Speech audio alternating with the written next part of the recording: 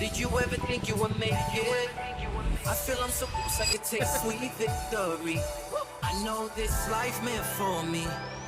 Yeah, why would you bet on Goliath when we got Bet David? Valuetainment, giving values contagious. This world of entrepreneurs, we get no value to haters. How they run, homie, look what I become. I'm the one. All right, so we got a special show here tonight with us. Make some noise, everybody. We got an audience full of good-looking people here. This is the first podcast of 2026. Happy New Year to all of you. Merry Christmas. I hope you're ready for 2026. We got some very cool people here with us. We did make an exception. Adam is in the house as well. But for everybody else, we got Adam here. We got Rob here. We got Tom here. We got Vinny. Look at Vinny. Can you zoom in on Vinny real quick? Ladies and gentlemen, tell me Vinny doesn't look sexy tonight. Look at that guy right there. Look at him. And then we have the one and only Danny Kanell, who, football legend locally, Florida State champion, in the NFL quarterback, incredible commentary. He pissed off the Giants quarterback's father. Maybe we'll talk about it this week. Was all over the place. And then, of course, we got the great one and only some say these rumors. Honestly, don't you get sick and tired of these rumors like potentially 2028 presidential candidate? He doesn't want to run. Stephen A. doesn't like a good fight. He doesn't like debating people. He wants to be left alone, living a peaceful life in his beautiful home, traveling private with nice clothes, nice food, nice perfume, nice workout equipment. Who wants to run for office? Go keep talking about sports. I don't know. Some people are saying this guy may run in 2028.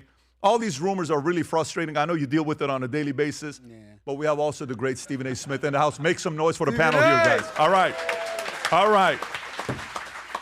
So, can I kind of go through what some of the stories we're going to cover today? Is that okay with you? All right. So first, we have to talk about, there's this guy who runs this country in the Middle East that I lived in for almost 11 years, who was saying, if you guys know anybody that wants to sell advanced weapons for crypto, they're interested. Okay, Khamenei and Pezeshkian, the president of Iran, they're interested. If you guys got any kind of weapons, get a hold of them.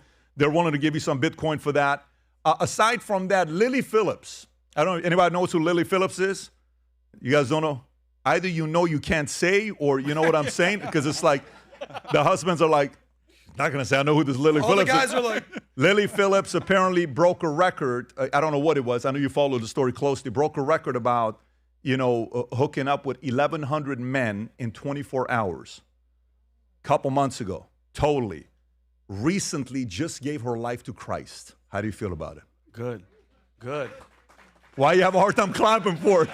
You either clap or don't clap. So So we said we should talk about it because it's a good story. Who knows? It's kind of like you're confused with it. And then, so a couple other stories. Michelle Obama a few weeks ago, when it comes down to Stephen A. Smith, I don't know if you guys saw this or not. Michelle Obama a few weeks ago, maybe even a couple months ago, compared Stephen A. Smith to the Real Housewives. Okay, now who would say such a thing? But Michelle Obama did. I know a lot of people were very curious where that came from. Jake, if you can come hook him up, that'd be great. Then, aside from that, Stephen A. Smith, political views interfering with ESPN popularity. He doesn't worry about it. Stephen A. Smith locks horns with Whoopi, says Dems must focus on affordability and safety, not culture war. We'll get into that. Golf legend Phil Mickelson weighs in on alleged fraud in California. I don't know if you saw Chamat's tweet today. Anybody knows who Chamat is? The billionaire Chamat from All In Podcast. He just tweeted today that December 31st, he is in Silicon Valley. He's a billionaire. He said on December 31st, his friends that he knows, total net worth of $500 billion just left the state of California. Chamat just tweeted a day before New Year's, $500 billion of net worth. Is this it, Rob? $500 billion. We'll cover this. What we're trying to do is recruit many of you guys to move back to California. So maybe this is like a wrong way of doing it, but the weather is great, folks. I mean, it's awesome. The weather there's fantastic. And if fires happen, Newsom's going to take care of you. Immediately they get your permits. They're on top of it. So we'll definitely give a shout out to California. What a wonderful job that governor is doing. What else we got here? DK Metcalf. You guys got to talk about DK Metcalf. What happened to Kalen, DK Metcalf, whatever it was that upset him. And then there's this Michigan coach story that I don't know how much you guys are following that Michigan coach story. Very interesting story on what happened there. Little weird story. I mean, to do something like that, if you get that kind of a check, little crazy. U.S. announces now new sanctions targeting Venezuela and Iran. The Iran story we have to get into. U.S. health insurance costs rise up 114% for millions as subsidies expire. Then we got drug makers plan to raise U.S. prices on 350 medications. California delays cancellation on thousands of migrant truck drivers. And Mamdani, did you guys see Mamdani? It's official. And did you guys see where he swore his hand? Did you guys see that whole thing? Did you see that? He swore his hand on the Quran, and he said it is time to replace rugged individualism. Shame on these individualists that want to win for their families. It's time to replace rugged, individualism for compassionate collectivism, right? Yeah, of course. I don't even know what that just means. such a emotional, sentimental way of giving the message. The party is taking place in New York for the celebration of him becoming a mayor. People are upset because there's no bathroom, nothing to eat. They're apparently peeing on top of each other. Well, it's pretty nasty seeing what's going on over there, allegedly. Let me put that allegedly in there before people get a hold of us. He signed executive order to get rid of all of Eric Adams' executive orders. We'll cover that. And in Minnesota, this thing's not slowing down. I'm sure you've seen the story with Minnesota and the Somalian, more and more money being found out. And I try to go visit the Leering Center, but apparently they've kind of changed the name to now the Learning Center. They've made the correction after 8.5 years, which is good. We're making progress. And there was this moment. Did you guys see this clip with this lady on the camera where she's reading the script off her phone, and then she says, yes, fraud is bad. And then she goes like this. Have you guys seen this clip? What she said? If you haven't seen it, you got to see it, folks. We're going to show it to you today. And then it's nasty in Iran. There's a lot of stuff that's going on in Iran. I got a lot of thoughts on that as well myself. Nicki Minaj faces backlash. Apparently there's 70,000 signatures out there that petition talking about deportation of Nicki Minaj. And then we got a few other stories that we'll get into with that. Having said that, for those of you guys that are watching, can you please zoom in? And possibly the best looking guy on the panel right now with the way he's sitting as if he's straight up from Italy, got back from the fashion show in Milan, and just look at the way he uses his male misogynistic energy that he has. Everybody focus on Thomas Ellsworth. Look at that. Look at the way Tom is sitting up there with those shoes he's got on, showing everybody that he believes the future looks bright with the brown shoes. For some of you guys that are watching, I love seeing all the testimonies with the shoes and everybody that's calling us, ordering these shoes. We're officially in 22 countries of those Future Looks Bright shoes. If you haven't yet placed your order, go to vtmerch.com, place your order. I got a big announcement to make to you guys next week. But with that being said, let's get right into it. Stephen A., I'm going to start off with you first. Sure. So what is, like, how do you handle all these rumors? These rumors like Stephen A. wants to run for president. You go to Kalshi, Rob, if you want to pull it up. I mean, you look at this Kalshi report on who is the leading Democratic candidate for, president for 2028. You see the name all the way at the top, Rob, if we can start off. Of course, the great Gavin Newsom from the state of California doing a phenomenal job. AOC, Kamala Harris, Josh Shapiro. You got Whitmer, who's wearing a nice red jacket. Buttigieg, Wes Moore. And then you have Andy Bashir. You got a few other names. And then you see Stephen A. Smith. Stephen A. Smith ahead of Rahm Emanuel, Mark Kelly, Cory Booker, Mamdani, Jon Stewart, Stephen A. Oh. Are these just rumors? Like, there's people here with money. Should they go to Kalshi right now, set aside a little bit of money if Stephen A. Smith's going to run in 2028? What do you have to say about That's that? their choice. What I would tell you is that I'm serious when I say that I'd consider it. If somebody came to me and said that you got a legitimate shot to win or whatever, I would definitely consider it. But the reasons are very, very simple. I think our country's in trouble. I think there's too many people that are thinking about themselves and they're not thinking about the American citizen. And I don't think that there are enough people legitimately being called out. And see, for me personally, it's not being an elected official. It's not running for office from the standpoint of, well, you know what? I have all of these policies that I think would work for America, and I think that you should listen to me instead of them.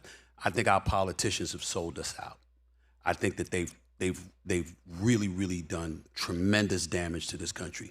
And more so than actually being in office, the reason why I don't poo-poo it, the definitively is because I cannot tell you how badly I would love to be on the debate stage against these politicians, to go up against them, and for them, with me standing on stage next to them, try to explain and justify what they have done to cause the division that they have caused in this country. Black, white, Hispanics, Asian Americans, the list goes on, and you got to a point where, whether it's the LGBTQ community and then you add, the transgender community to that, and some of the decisions that they made, the things that they've said, the things that they've prioritized. I dare them to be on a stage with me and explain how you could justify prioritizing those things ahead of affordability, ahead of safety in the streets, ahead of safety with our borders, et cetera, et cetera. That is the reason that I haven't completely shut down. I like my life. That is totally true. I've got a great, great job, no doubt about great jobs. I'm doing pretty well, and I intend to do even better in the future. But they are really, really lucky that I'm just building my coffers now. They're lucky I don't have that money, lock, stock, and barrel, where I never had to worry about my quality of life ever again.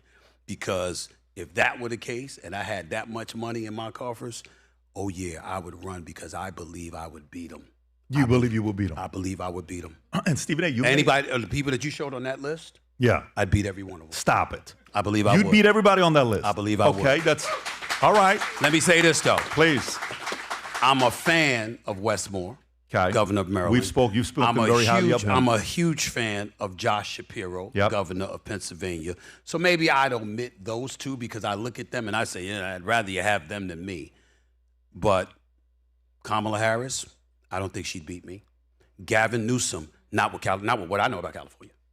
Hey, he ain't beat me.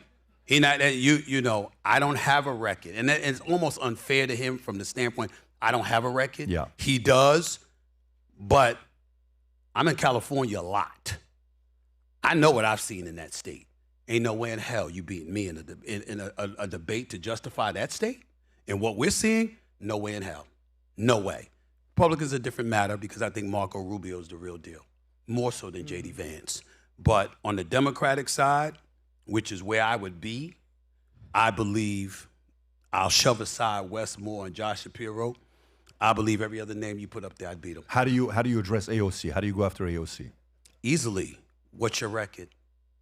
You don't really have one. You've been in Congress for a long time. What have you done? I respect her heart. I respect her being a conscientious participant. But in the end, it comes down to what you've done. And the reality of the situation is, if it wasn't for you supporting Mamdani, we'd still be asking, what have you done? At some point in time, if you're an elected official, it's about what you've done for your constituency. It's about what you've done for the American people. And for the Democratic Party, which, listen, like I've said before, I'm not going to waste everybody's time getting into all of this other stuff. Most of the time, I vote Democrat. We all know that. I've said that. I've argued with Vinny and Adam and everybody about that, and rightfully so, because they've had their questions about that, all legitimate questions, you too. But in the end, when I look at what they did leading into the 2024 election, it wasn't about Donald Trump winning. It was that the country said, we can't have this, not with what the Democrats are doing. Donald Trump, at age 78 at the time, was closer to normalcy for the American people than the Democratic Party, who lost its damn mind. And as far as I'm concerned, they still haven't gotten it back. Really? So, okay, so let's stay on that. You said Rubio Vance, you like Rubio more than Vance. Yes. Why is that? Why Rubio? Because I think Rubio's the adult in the room. I think J.D. Vance tries to engage in Trumpism as per se. There's only one Donald Trump. Love him or hate him, there's only one. He is who he is. He talks the way that he talks. He feels the way that he feels. He articulates the way that he articulates. Fine. Too many people tried to be him. I think that's what hurt Ron DeSantis. When Ron DeSantis was talking about running for the president, he was trying to run the presidency, you were getting out of character because you were trying to emulate the behavior of Donald Trump. You were trying to out-Trump Trump. That wasn't going to work. And I think it ultimately cost him, which is why he went back to the governor's seat and just stayed there. I think J.D. Vance, although he's smart, I think he's one of those guys that's trying to be a populist. Marco Rubio is a senator who's now the Secretary of State, National Security Advisor, knows where all the major players are, knows who they are, knows how to communicate with them. I think when you talk about somebody who's going to be the adult in the room, I think Marco Rubio is that guy for the Republicans. The Democratic side, there are people that could do the job if they have a centrist perspective, where they prioritize the economy, they prioritize affordability, they don't forget the importance of safety in the streets. But that person who's resonated nationally, the Democratic Party is devoid of right now. They don't have anybody like that, which is where I'd come in. There's massive opportunity there for somebody Yeah, to it come is. in. I'm sure you saw what Chris said. Cuomo, he said he believes the 2028 candidate is going to be a name that's not a political name, that's going to be an outsider coming in. And I think 2020 is going to be wide open. I think so many people could get in that nobody's even thinking about right now. Behind closed doors, they're plotting their next moves. Let's talk about California. So policies. Danny, I want you to think about this as well because, you know, in business, incentive, how much you get paid. We have a lot of business owners here. Everybody that's here right now is a member of the club. So to be a member here, this is not a public club. This is a private club. They're business owners. They're successful at what they do. Can you pull up Chamath's tweet for me? I'm trying to really understand the logic behind this, okay? So Chamath, for some of you guys that don't know, he is on the All In podcast with the crew. I think it's him, David, and then you have Jason, and there's also, is it David Friedberg? Right. Okay, so all of them successful in their own right. They've done very well for themselves. Chamath says right here, people I know with a collective net worth of $500 billion scrambled and left California for good yesterday. Folks, $500 billion left on December 31st. These are friends of his. He knows these people. He's invested in a lot of these companies. They took no risk because of the proposed asset seizure tax introduced as a billionaire tax. Without these people, the California budget deficit will only get bigger. This hole gets filled in one of two ways: more borrowing from the bond market, who is purely financial and unforgiving, or more taxes on everyone else. Meanwhile, waste, fraud, and abuse runs rampant from the hundreds of billions in revenues the state already collects. Danny, you're a sports guy. You guys make a lot of money in sports, right? I mean, you play, I remember when LeBron was coming from Cleveland to Miami, he's like, look, all that money you're going to save in taxes, you know, now you go to California, you pay the 13.3%. We're now in the state of Florida. You're also now in the state of Florida. We love the state of Florida. How do you process this when a guy who's a billionaire, whose friends are all billionaires, many of them are, says, why would a Newsom, the governor of California, even think about this idea? A few weeks ago, they pushed it to the attorney general. I think they need 875,000 signatures by spring of 2026 to be able to be on the ballot. The state has 199 billionaires. It's got 40 billion people that are not billionaires, and it only impacts the 199 people. So how do you process this yourself, Danny? They're going with the company line of tax the rich, which is what a lot of their constituents want them to do. At Mamdani's swearing in today, we heard them chanting tax the rich. And I think what Newsom is trying to do is pander to the wider voting base as opposed to catering to the capitalist and the pro-business people that are actually the ones that could do a lot more for the state. So I think he's trying to do it for his base on the left there in California, which has always leaned left. Tom, where are you at with this? Well, first of all, I think there's a little bit of a sleight of hand that's going on right here, because people like Ro Khanna and other are about to disavow creation. And what I mean by that is this tax is a ballot initiative. It's not being brought to the state assembly or the state senate, state government. It is a ballot initiative that's being brought by SEIU, the Service Employees International Union, and a secondary labor union that's primarily government workers. So they're going to get the signatures that they need to put on the ballot through these two mega unions. Remember, SEIU was the big union that used to carry Harry Reid every year in Nevada. And the rumor was that it was a union guy that blackened Harry Reid's eye the time that he got the black eye that he couldn't explain. He said he fell off a treadmill. True story. Well, those unions have brought it forward. So Ro Khanna and everybody is like, no, this is the Union Workers of America. Union Workers of America, they're here in California speaking their mind and putting forth the ballot initiative. Yeah, buddy, who wrote it?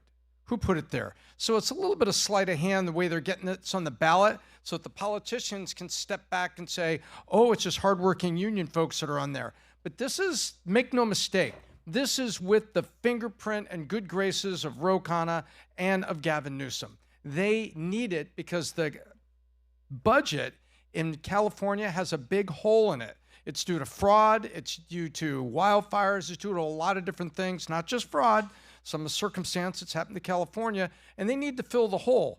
But the interesting thing, they call it a billionaire's tax. I read it. I read the whole thing. Incredibly bored over holiday break. And I tell you, there's language in here. It allows him to go to millionaires. It allows him to go to other places. This is be a precedent-setting thing so that California could basically edict a temporary or one-time asset seizure that can be defined by the government when necessary under this if it goes through on the ballot. That's what I think about it. Now, I think keep it in really mind, stinks. If I'm not mistaken, in his district, within a 50-mile radius, there is 4 or 5 trillion-dollar companies, $15 trillion of company. I think a third of, if I'm not mistaken, a third of the stock market is in his district. Or a third of the S&P, but yeah, The he third of the talks about S&P, that. a third of the S&P is in his district, and those are the people you're working for, and you want to go tax those guys. And then Chamada is saying, look, by the way, here's what's crazy about it.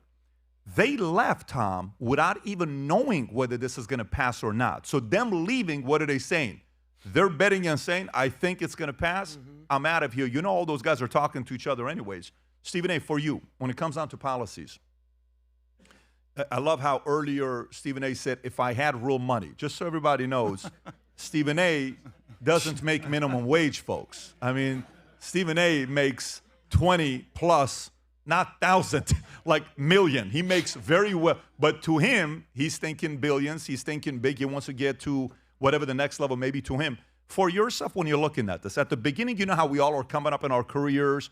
And we're like, who cares about taxes? Who cares about... When was the moment for you, Stephen A., where you said, oh my God, I better start paying attention to taxes and where I want to create my wealth? 1993. 93. I'm a high school sports writer for the New York Daily News. My salary was $53,500 a year. In 83. 1993. 93. 1993. Still a lot of money. I had started out, I was working at the Greensboro News and Record and stuff like that as an editorial assistant out of college, and I was making $15,300 a year. So a few months later, when I got this job in New York, $53,500 a year, I'm like, I was ecstatic. And I saw my first check. And half my money was gone. And it was New York state taxes, and it was New York City taxes. It was the first time I ever paid attention to FICA, because I didn't know what the hell that was. And I said, oh, damn. And then it elevated even more so approximately 15 years later, because by this time I'm at the ESPN, and they got me spending some time in California. And so I got a taste of California's taxes. And I was like, this is for the birds. I mean, what the hell is this? This, by the way, so you experienced New York and California. Oh, yes. What's more Oh, yes. painful? I would tell you California, here's the reason why. First of all, it's more, because New York was at around 9%. California was approaching 13%. Now they're at 13.6%. If Gavin Newsom had his way, it'd be about 16.8%. See, these are things that I've been paying attention to. And so I'm looking at it and I'm like, you got California state tax, you got Los Angeles city tax, you got LA county tax, and then here was what really, really did it. This happened to me 2 years ago. They said, look, because I was going to have to spend some more time out there, they got me doing NBA Countdown, and they decided that we were going to do NBA Countdown more so from LA than any place else. Okay, fine. So every time I'm in the state of California, I'm getting taxed that day. And so I'm sitting down with my estate planners and all of that, and they said, look, when the weekend arrives, it would be in your best interest to go to Vegas or to Utah or something. I said, why? And they said, well, if you stay in California, you know, IRS, they ping your phone. So anytime you get a call or you're on the phone, they know that you're in the state. Wow. And that counts as a day.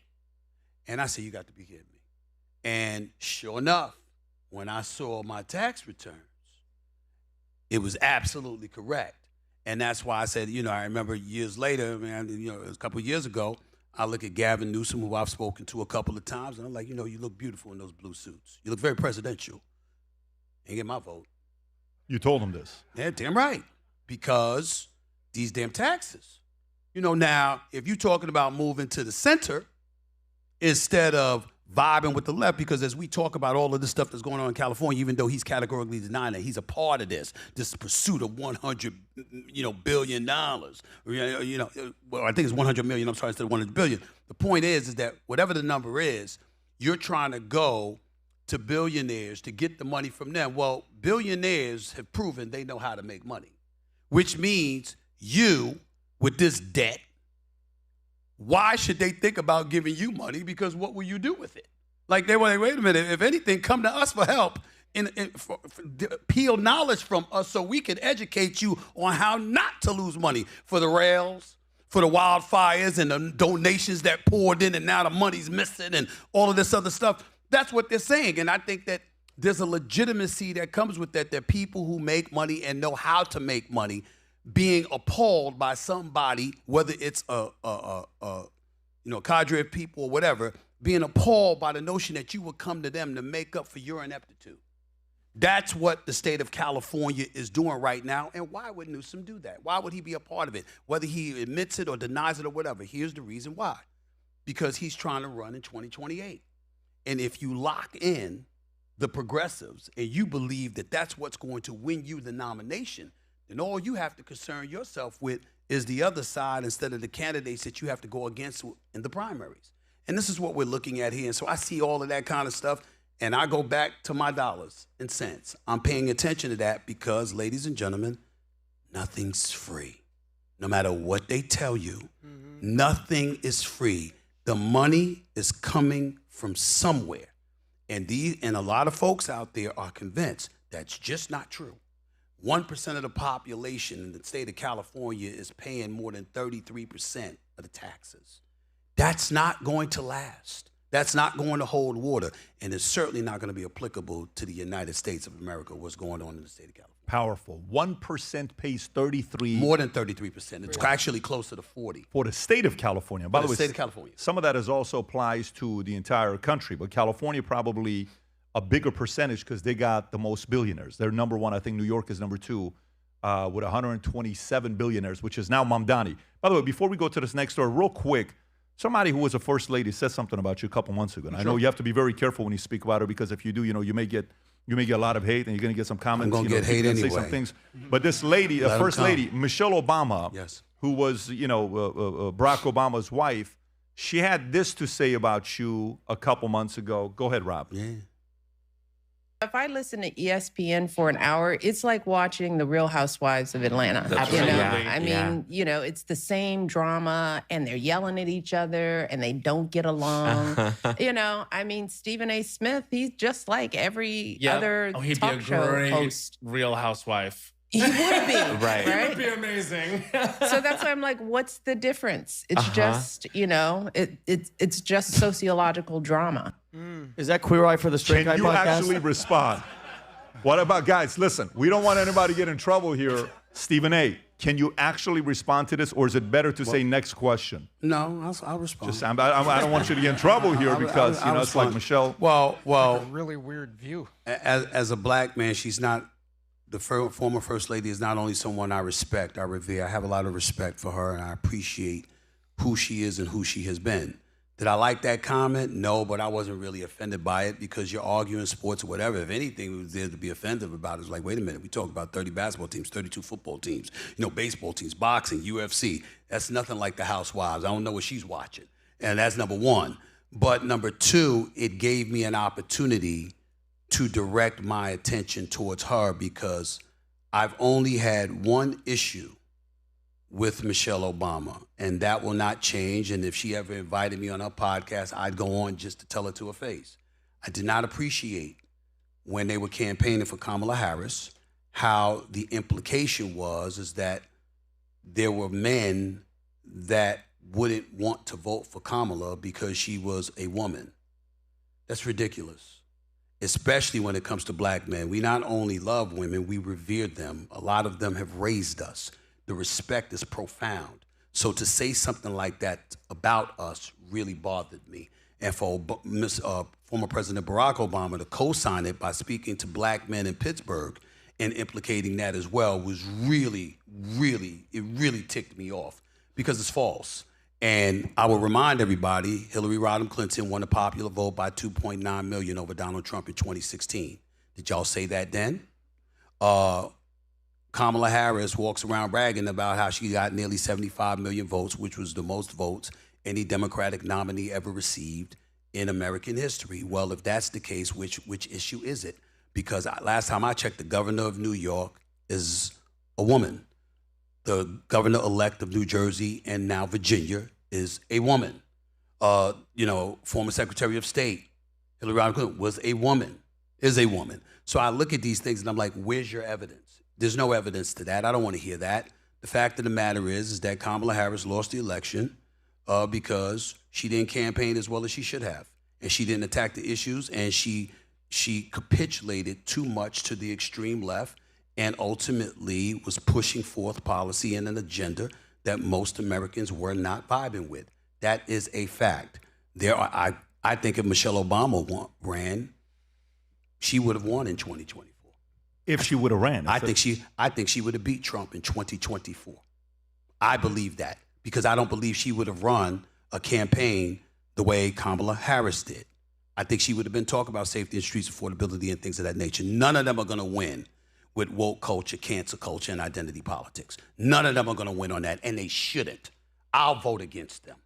I'll vote against them for crying out loud. But I'm telling you, I don't think she would have done that. But you just said Michelle Obama would have won, but Michelle Obama did identity politics in 2024. What you just explained right now was identity politics. I believe if she were the candidate, she would have thought better. She was flowing. Oh, you're thinking she would have taken a different route? She would have read the room a lot better. And by the way, Kamala Harris is the same person that couldn't make it to the Iowa caucuses in 2019.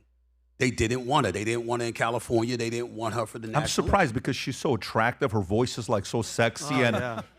you can like listen to her voice on repeat. It can really excite you. Danny, you look like you want to say something. I was just looking at that clip, and do you remember how desperately the left during the last election campaign tried too late to chase down the American male, right? And specifically white males, white dudes for Harris and that whole campaign. But that shows how disconnected, and maybe that's a New York bubble or whatever it is that says, I don't get why these guys would sit around and talk about sports. Do they realize that's what most males like to do, that are interested in doing? They clearly are still out of touch with the American male, black or white. It's a very good point. Very good point. But they are saying that what happened, there's an article that came out, Rob, last week that said the left has done a good job the last few months winning over the young men based on what Mamdani did, because the whole affordability topic has become very important to them because you have to find a way to get these guys to want to get married, have kids, get a job. They're thinking about that. Adam, you want to say something? Well, I believe Michelle Obama's hating on Stephen A. Smith because she's jealous of Stephen A. Smith. Oh, I wouldn't go that. And I'll tell you why. That is the most relevant she's been by talking about him. She didn't leave politics to go start a business, to run for some office. Adam, don't she get Stephen A. in left trouble politics right now, to start a podcast. And we just came out with the top 50 people in all of media influencers. Michelle Obama wasn't on the list. Stephen A. Smith was on the list. People in media are on the list because influence, per Tony Robbins, is probably one of the most powerful things you can possibly have. Influence. Influencers get a bad name. But influencers, top media influencers, look at the people on this list. They're influencing culture. They're influencing politics. You're considering running for 2028. You have my vote over Gavin Newsom, that's for sure. But Michelle Obama is almost irrelevant. The death knell to Barack Obama was when he started lambasting black men. Hey, come on, guys, we got to stick together. And black guys are like, no, I'm good. And then voted for Trump. So Michelle Obama and whatever three gay guys she's doing a podcast with are irrelevant at this point. So that guy was gay? And for that matter, brunch. what they forgot to say is whatever. I thought it was like his. No. Yeah. It was. I do have to put. Democratic Party has a gay problem. Not enough or too many? Too many. Oh, okay. Yeah, but I have to disagree with Stephen for a second. Sure. And I know you don't give Don't do it, about Vinny. what I have to say, but I do not think Michelle Obama would have come close to Donald Trump at all. Besides him winning all the swing states, popular vote this time, what the Democrat Party with Joe Biden, and it wasn't Joe Biden, whoever was running the show, destroyed this country so bad. I don't care if Barack came again for the second time. What they did, the people saw what was happening and said, wow, this is why they tried to kill him. This is why they tried to destroy him. This is why they put them in jail. And from the beginning of this podcast to now, all I keep hearing is Democrat this, Democrat that, Gavin Newsom this, taxes. The Democratic Party has nothing, zero to run on. They're frauding the whole freaking country. They're importing votes. And I know we're going to get to it right now with all the Minnesota stuff. They're bringing these people in here. They're letting everybody vote. And then they get mad. When you go, hey, wait a minute, you can't vote. You know what they say? Y'all racist. You're racist if you don't want people to... You're getting fired up, Stephen A. Tell me if I'm wrong. Because all I hear is Democrat. Listen, I will be the first to tell you. There's a lot of times racism exists and all of that stuff, but there's a lot of times that things ain't about race. It's about somebody not liking your ass. So I will definitely, I will definitely get with you with that, and I understand that part. But to push back on you, when I think about Michelle Obama winning, it's one major reason. I believe there's a lot of women out there who may not have admitted it, but would have went to the polls and voted for her. That's what, and we can't underestimate. Yeah. One thing I don't do is underestimate the power of women. I mean, when you want to be successful at something, you got the women supporting you. That's going to go a long way. I'm not talking about black. I'm talking about women. Period. Across the ethnic gap. I want to say that. But the other thing, when you say the Democrats have nothing to run on, I will say this to you: they actually got something. When you talk about the Affordable Care Act and the subsidies, yeah, the Democrats got a lot to do with that. You know what? It's Obamacare. We get it. Instituted since 2014. Obviously, it cost us a boatload of money. It was supposed to cost about $950 billion. Now it costs nearly $1.5 trillion. Now you look for another $1.5 trillion. I get all of that. But in all of that time, where the hell is the plan from the Republicans? You still don't have a plan to address health care? The subsidies issues, the spike that's scheduled to take place in the new year.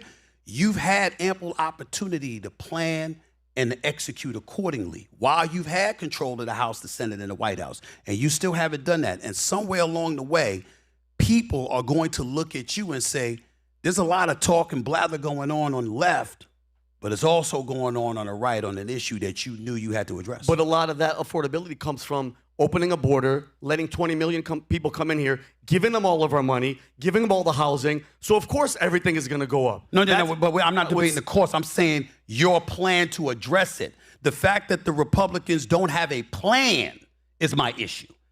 That's all I'm saying. I'm not saying that it's their fault and not the Dems that the prices have elevated. I'm saying somewhere along the way, when you're in charge of government and you're bringing attention to all that ails us, you have to have a plan to alleviate and address it. I've interviewed Mike Johnson. I've interviewed Jim Jordan. I've interviewed Chip Roy and the rest of the crew. I've said the same thing to them. Like, where's your plan? Because you are the one in power. Anybody, I can sit there, we can talk about anybody, oh, here's the problems. But at some point in time, you got to talk about what the hell you're going to do about it, particularly when you're in power. And they have not done that. Yeah. No, go ahead. Well, I don't think they even want to deal with that because if you remember Trump's first term, the first thing he tried to do was fix Obamacare, not infrastructure, not regulation or anything like that, and it failed dramatically, and it sort of torpedoed his first term. I think he's just going to push that to a side. He didn't have all the power. He got the House and the Senate now. Now he does. That's my point, and he's still not even dealing with it. Number two, Trump is 2-0 against women. I'm just saying that. Hillary Clinton and Kamala Harris, and he beat a corpse that I fell for, no doubt. But I will say that there is some truth that Michelle Obama is probably more likable than Kamala, and certainly more than Hillary. No. What do you mean? Yeah, sorry, Pat. Sweetheart. She's more formidable than Kamala Harris and Hillary Clinton. All seriousness, she is the most difficult person to ever listen to. You know, I would watch Kamala? I would watch Obama on David Letterman. I can watch him for 30 minutes. Of course. I can watch him for an hour. I can watch Obama for 2 hours. I cannot watch Kamala for 30 seconds. It's like neurovirus comes in. You want to I don't know if you know the side effects of it. I can't listen to her. So this has got nothing to do. I can actually listen to Hillary for maybe 7 minutes. I can't help myself but listen to Kamala for 30 seconds. I have to run. It's the most incredible feeling just listening to her.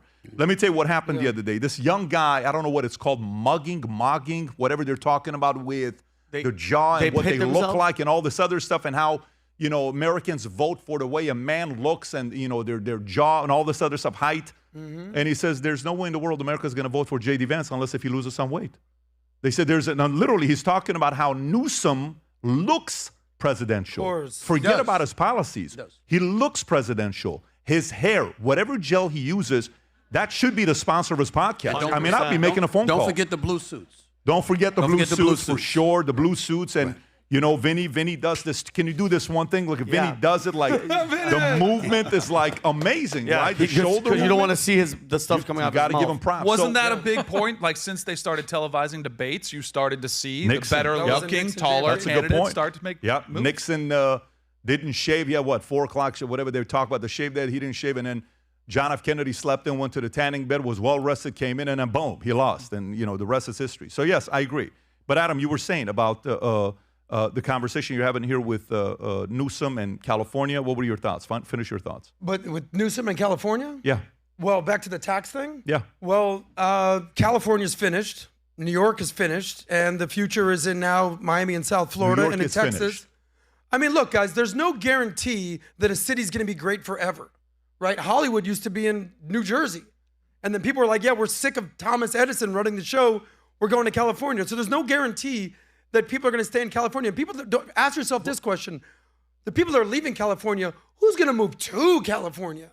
Who's going to move to New York at this point? But hell to Adam, the no. can I ask you a question, though? Do you want all those people with their same mentality? They're going to bring that voting block and that you want them here? But I heard you last week say that's such a misnomer. And I'll why tell is you it a why. misnomer? And I'll tell you why. Because the people that want to leave are fed up with the bullshit. But they're still going to vote. say, don't California or Florida. Please don't, by the way. When Stephen A. Smith moved here from New York and saved a lot of money in the process, saved that money, you did that with a frame of reference of like, damn, I'm not trying to get taxed.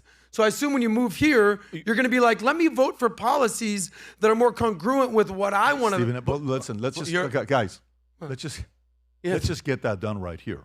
Stephen A., we have no problem with you running on the Democratic ticket for president. Yeah.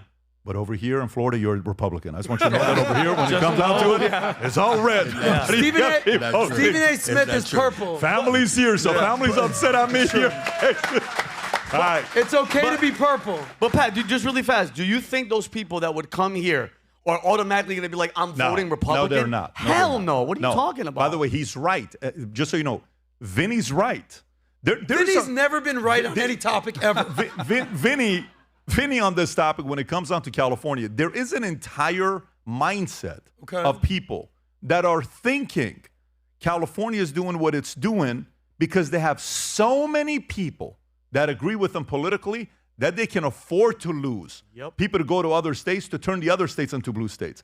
That's what they're thinking about. And by the way, let me just kind of put it to you here for you to process this. You said something earlier. You said, just because a state is great today doesn't mean you're going to be great forever. That means at one point they were probably pro-capitalism. New York was pro-cap. If I told you right now, when Mayor Giuliani was cleaning up the streets of New York with the mobsters, with Mayor, with him running for president, which, by the way, if Giuliani ran in 2012, 2016, when his energy was the way it was in the 90s, he would have probably won being a president, but America wasn't ready for Giuliani in the 90s. If I told you the 90s New York in 2026, there's going to be a guy named Mamdani putting his hands on a Quran to become the mayor of New York City, would you have said, Pat, it'll fully happen? Or would you have said, you're crazy, it'll never take place? No chance. Here's a clip. Watch this clip here, folks. Go ahead. Good evening, everyone, and Happy New Year to all of you. And I can't think of a better way to usher in 2026 than to be amongst family and friends and to inaugurate the man who will bring about a new era of progress, promise, and prosperity for New York City. Zohran, I am so proud of what you have accomplished, and I'm filled with joy about what we will accomplish for our beloved city. She's part of the Kamala camp, like I can't, you know.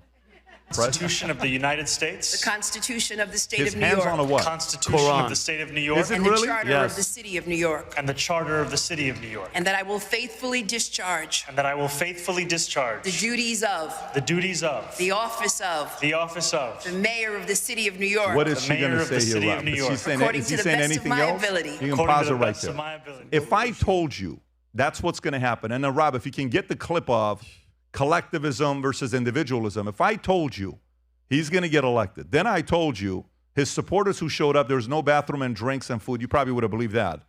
But if I told you he goes day one, all of Eric Adams's executive orders that he placed in, I think after September 2024 or whatever the date is, Rob, when the day he got charged, all of those are gone.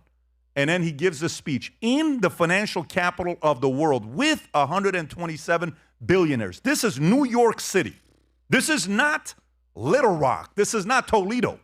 This is New York City. Watch this clip. Go ahead, Rob. Closer together. Great mustache. We will replace the frigidity of rugged individualism with the warmth of collectivism. Play that one more time, Rob, please. Can we hear what he just said? We will replace. Of rugged individualism with the warmth of collectivism. If our campaign demonstrated that the people of New York yearn for solidarity, then let this government foster it. Do me a favor, pause and then go to the clip of Tax the Rich with Bernie Sanders, his famous baseball card that he had with his earmuffs that he was freezing. I don't know if you guys remember that. Look at his that hair. I gifted a PSA 10 card to Joe Rogan when I was on the podcast with him the first time. Here's possibly one of the greatest hairdos in the world. Go ahead. But Bernie Sanders here giving a speech, and you're hearing the Tax the Rich in the back. Go ahead. Lastly, and maybe most importantly, demanding that the wealthy and large corporations start paying their fair share of taxes.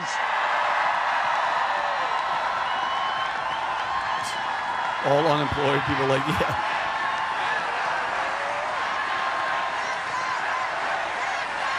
Coming to a city near you, folks. Look at the smile.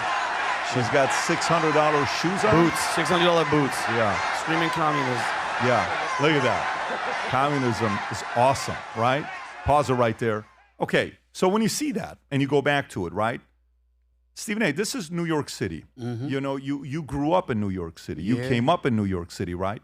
Mm-hmm. Did you ever think the city that was built by capitalists, by business owners, by founders, by investors, by people who came up, they were the example. You would watch, you know, the life of the rich and famous. One day, you know, I'm going to grow up and be rich. I remember being a 14-year-old kid, first time I heard about Democrats and Republicans, because in Iran it was all about communism and imperialism. I come home one day and I asked my mom, I said, Mom, today they talked about Democrats and Republicans. I said, really? Yeah. I said, are we Democrats or are we Republicans? And she said, we're Democrats. I said, why?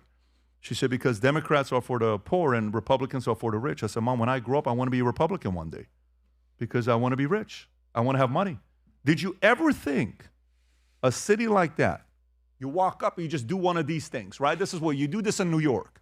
It's like, wow, look at all these towers. Look at all these incredible buildings, right? You ever gone to the top of New York and you have at these Michelin star restaurants, you're sitting and you're like, look at the view. Let's take a picture. Let's take a, like, what an incredible, it doesn't make any sense. Did you ever think a socialist Muslim man was going to be the mayor of New York City? Yes. Tell us why. A year ago. A year ago. Not before then. A year ago. When you look at what's happening on college campuses, the behavior of the young students and what have you, and you juxtapose that or you pay attention to what happened in the election with Mamdani going up against Cuomo, who ran as an independent, and Eric Adams had his issues, so he couldn't really get involved in that whole process and what have you. You saw that I thought that without question, Andrew Cuomo was the most qualified candidate for the job. He's a 3-term governor in the state of New York, was coasting to a 4th term until he got derailed not just by the nursing home scandal during COVID, but also by the allegations that were levied against him. Then to be out of office and have to come back and try to get the mayoral seat in New York City, there were young voters out there. And all of a sudden, he looked old at age 67. Still got a lot of life left in them, still got a lot of politics left in them. They said, nah, we're not feeling that. We don't want that. We want this. And then I thought about the fact that I have 2 daughters, and I thought about every child that I've never seen any child that's different. They want free stuff. Now, whether they get it or not is contingent on the parental, stewardship that's hovering over them. But they want it for free. If they can get it for free, if they can get it without working, if they can get their way and let somebody else handle the repercussions, that's what children do. That's what young adults do. We just have to not be blind to it. And we also have to remember that when Biden was president, what did he do? I'm going to eradicate all student loans. I mean, we're going to forgive that. Supreme Court had to step in and say, you don't have the authority to do that. But that's what he tried to do, knowing the likelihood of him being able to pull that off was slim to none. But it really, really looked good. And it made sure to ingratiate a whole bunch of people with that administration and ultimately the Democrats, because why? You were talking about something that was free. What does Mamdani do? Free child care, free buses, at least one free grocery store in every borough, stuff like, yeah, we don't have to pay for it. They're not thinking, but my parents do. My grandparents will. My aunts and uncles will. My bosses might. Not think about that. They're thinking about, I don't have to pay. And those are the people that were at the polls in New York City. I had told, I hope Chris remembers this. I remember Chris Cuomo was a friend of mine. I told him, I said, yo, man, I don't care what happened with Andrew Cuomo. If you're going to run, I think he should have ran for the governor's chair again. Because the city is about kids. It's about Broadway. Mm-hmm. It's about the streets.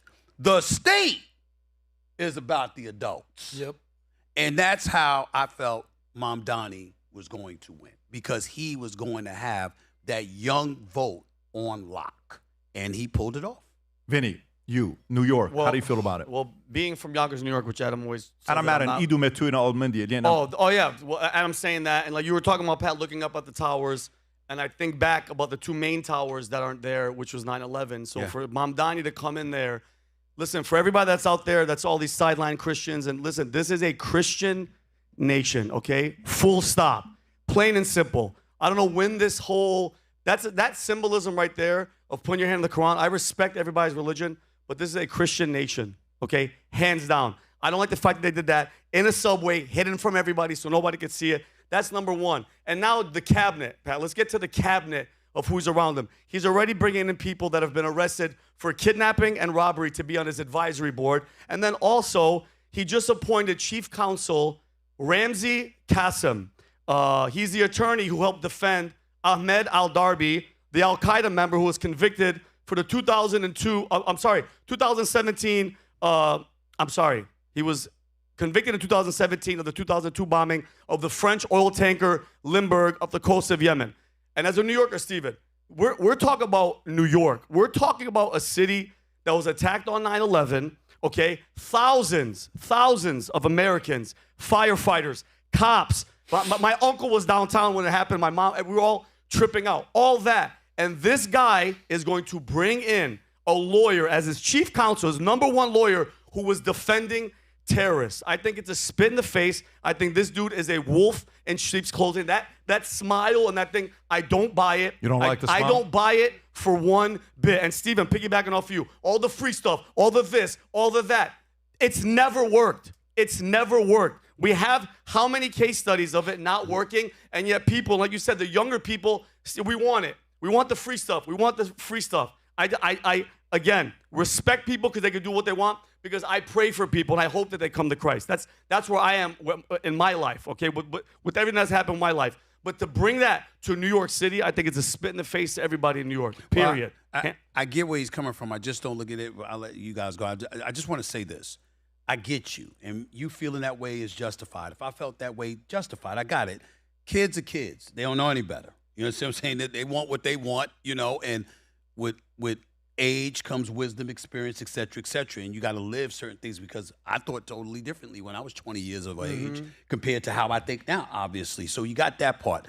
The other part that we have to remember is that we have to recall who we are as a nation. It is perfectly within his right, even in a Christian country, to use the Holy Quran, to swear in. He's a Muslim. He's not a Christian. So them knowing it, he didn't hide it from the public. He let everybody know he was a Muslim. They voted for him anyway. And for him to be sworn in based off of his religious beliefs, it comes back to the tenets our country lives on. That's what makes us who we are. That's what makes us great. It ain't just billionaires. It's not just American billionaires. This podcast, where are you from?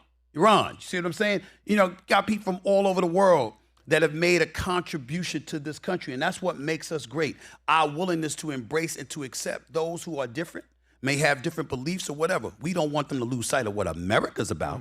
We want them to remember that America's a capitalistic society, and that is the problem. That's not him. But I'm saying being sworn in with the Holy Quran is not the end of the world for a man who campaigned as a Muslim, let the constituency know exactly who he is and what his religious beliefs are. In a country that embraces a multitude of religions, he did nothing wrong in that regard. But when you go to court, in any court in the United States of America, if you're a Muslim, you're not putting your hand on you don't get a special recommendation for the Quran. You are putting your hand but he's not on the in King court. James Bible. But he's not in court. He's not a criminal. I'm just saying in any circumstance. But here's the thing, Stephen. The moment we start letting these little incremental things happen, that is that slowly America, we're loving, we're caring. People don't understand because like where my family, his family's from, that's why we fled. That's why our families left, because of that culture. We don't mesh well. And I'm saying America's stronger than that.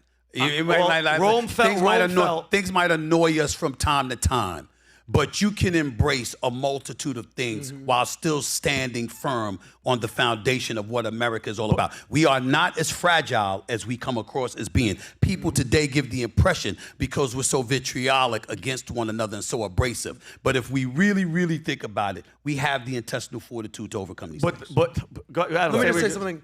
I don't mind that he gets sworn in, Zohran Mamdani, on the Quran. I kind of mind the words that are in the book that talk about killing Christians and killing Jews and killing the infidels. You could swear on whatever, but open up the book and be like, oh, damn, that's what he stands for. If you would have told me 20 years ago that you're going to elect a socialist in the heart of capitalism in New York, I'd be like, all right. If you're going to elect an Islamist where 9/11 happened, I'd be like, all right. Now you're going to elect a socialist Islamist in New York. It just further proves that young people are stupid.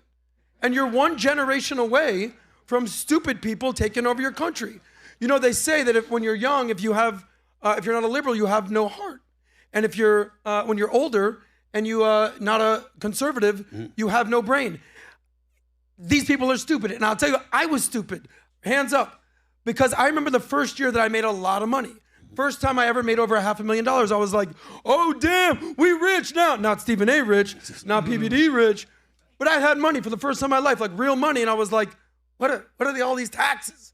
What's all this? And that's in Florida. So if you want to do that in California when it's another 13%, or New York it's another 13%, young people are stupid and they're the ones that fell for the socialist, Islamist. Let me ask this question. Con job. Are they stupid, talking about young people, because I don't believe they are. Are they stupid or are they fed up? Because before this move to the extreme left, which I think has definitely ravaged and harmed this country, I'm not down for that, okay?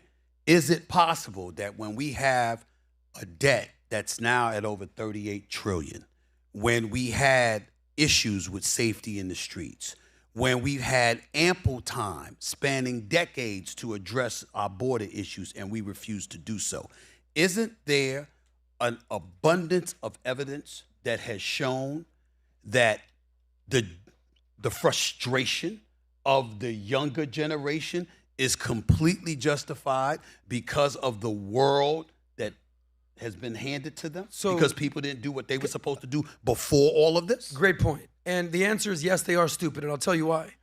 Because their anger is justified, but their response is stupid. Hey guys, the system has failed us. Let's bring in a socialist. As if he's not going to tax you more. You see what's going on in California? They want to do a billionaires tax. It's just everyone's going to be equally poor. So to me, young people have never paid taxes. When you start in 1989, you said? 93. 93, my bad. I mean, you look young, but you've been around the block. How old were you then? 1993, I was, 30, 27. Okay, so you just started making money. These people are 21, 22. They go to Columbia University. They go to Cornell. They've been indoctrinated with Marxism. And if you poll any New Yorker, they think socialism is better than capitalism. So yes, they're stupid, because there's a difference between being educated in the school system and wise. Danny, I'm sure These you have people are strong not opinion. I'll wise. come to you first, and I'll give some thoughts, and we'll go to the next. Real story. quick, when I moved to New York City, or New York, I lived in New Jersey, but I would go into New York City all the time. 1996 was when I was drafted by the Giants. That was Rudy Giuliani. That was peak New York. Clean streets, safe to walk around in Times Square, anywhere else. The economy was great. Then, of course, we saw 9/11, how they resurrected it after that. But where to your point about the young voters there are dumb, is it's been Democrat controlled, and New York City has been in decline at least since COVID, and arguably before that. And you're going to go further left for the fix? That's, to me, what makes no sense whatsoever. There was a commentator, I forget who it was I think it was on Bill Maher, where he said, "Let them win, this socialist. Every 20 years, we need to see it." George Will. So we saw that. That makes me disappointed. Because I love New York City. I love visiting there. It's a great spot. I go there with my dad since I was a kid. We go up to Yankees games. It's the greatest city in the world. Isn't your dad here with us? I think he's in the back still. I don't know if you went home. Dad, to bed can yet, you put but your hand up? At least we can see. Where are you, Dad? There he is.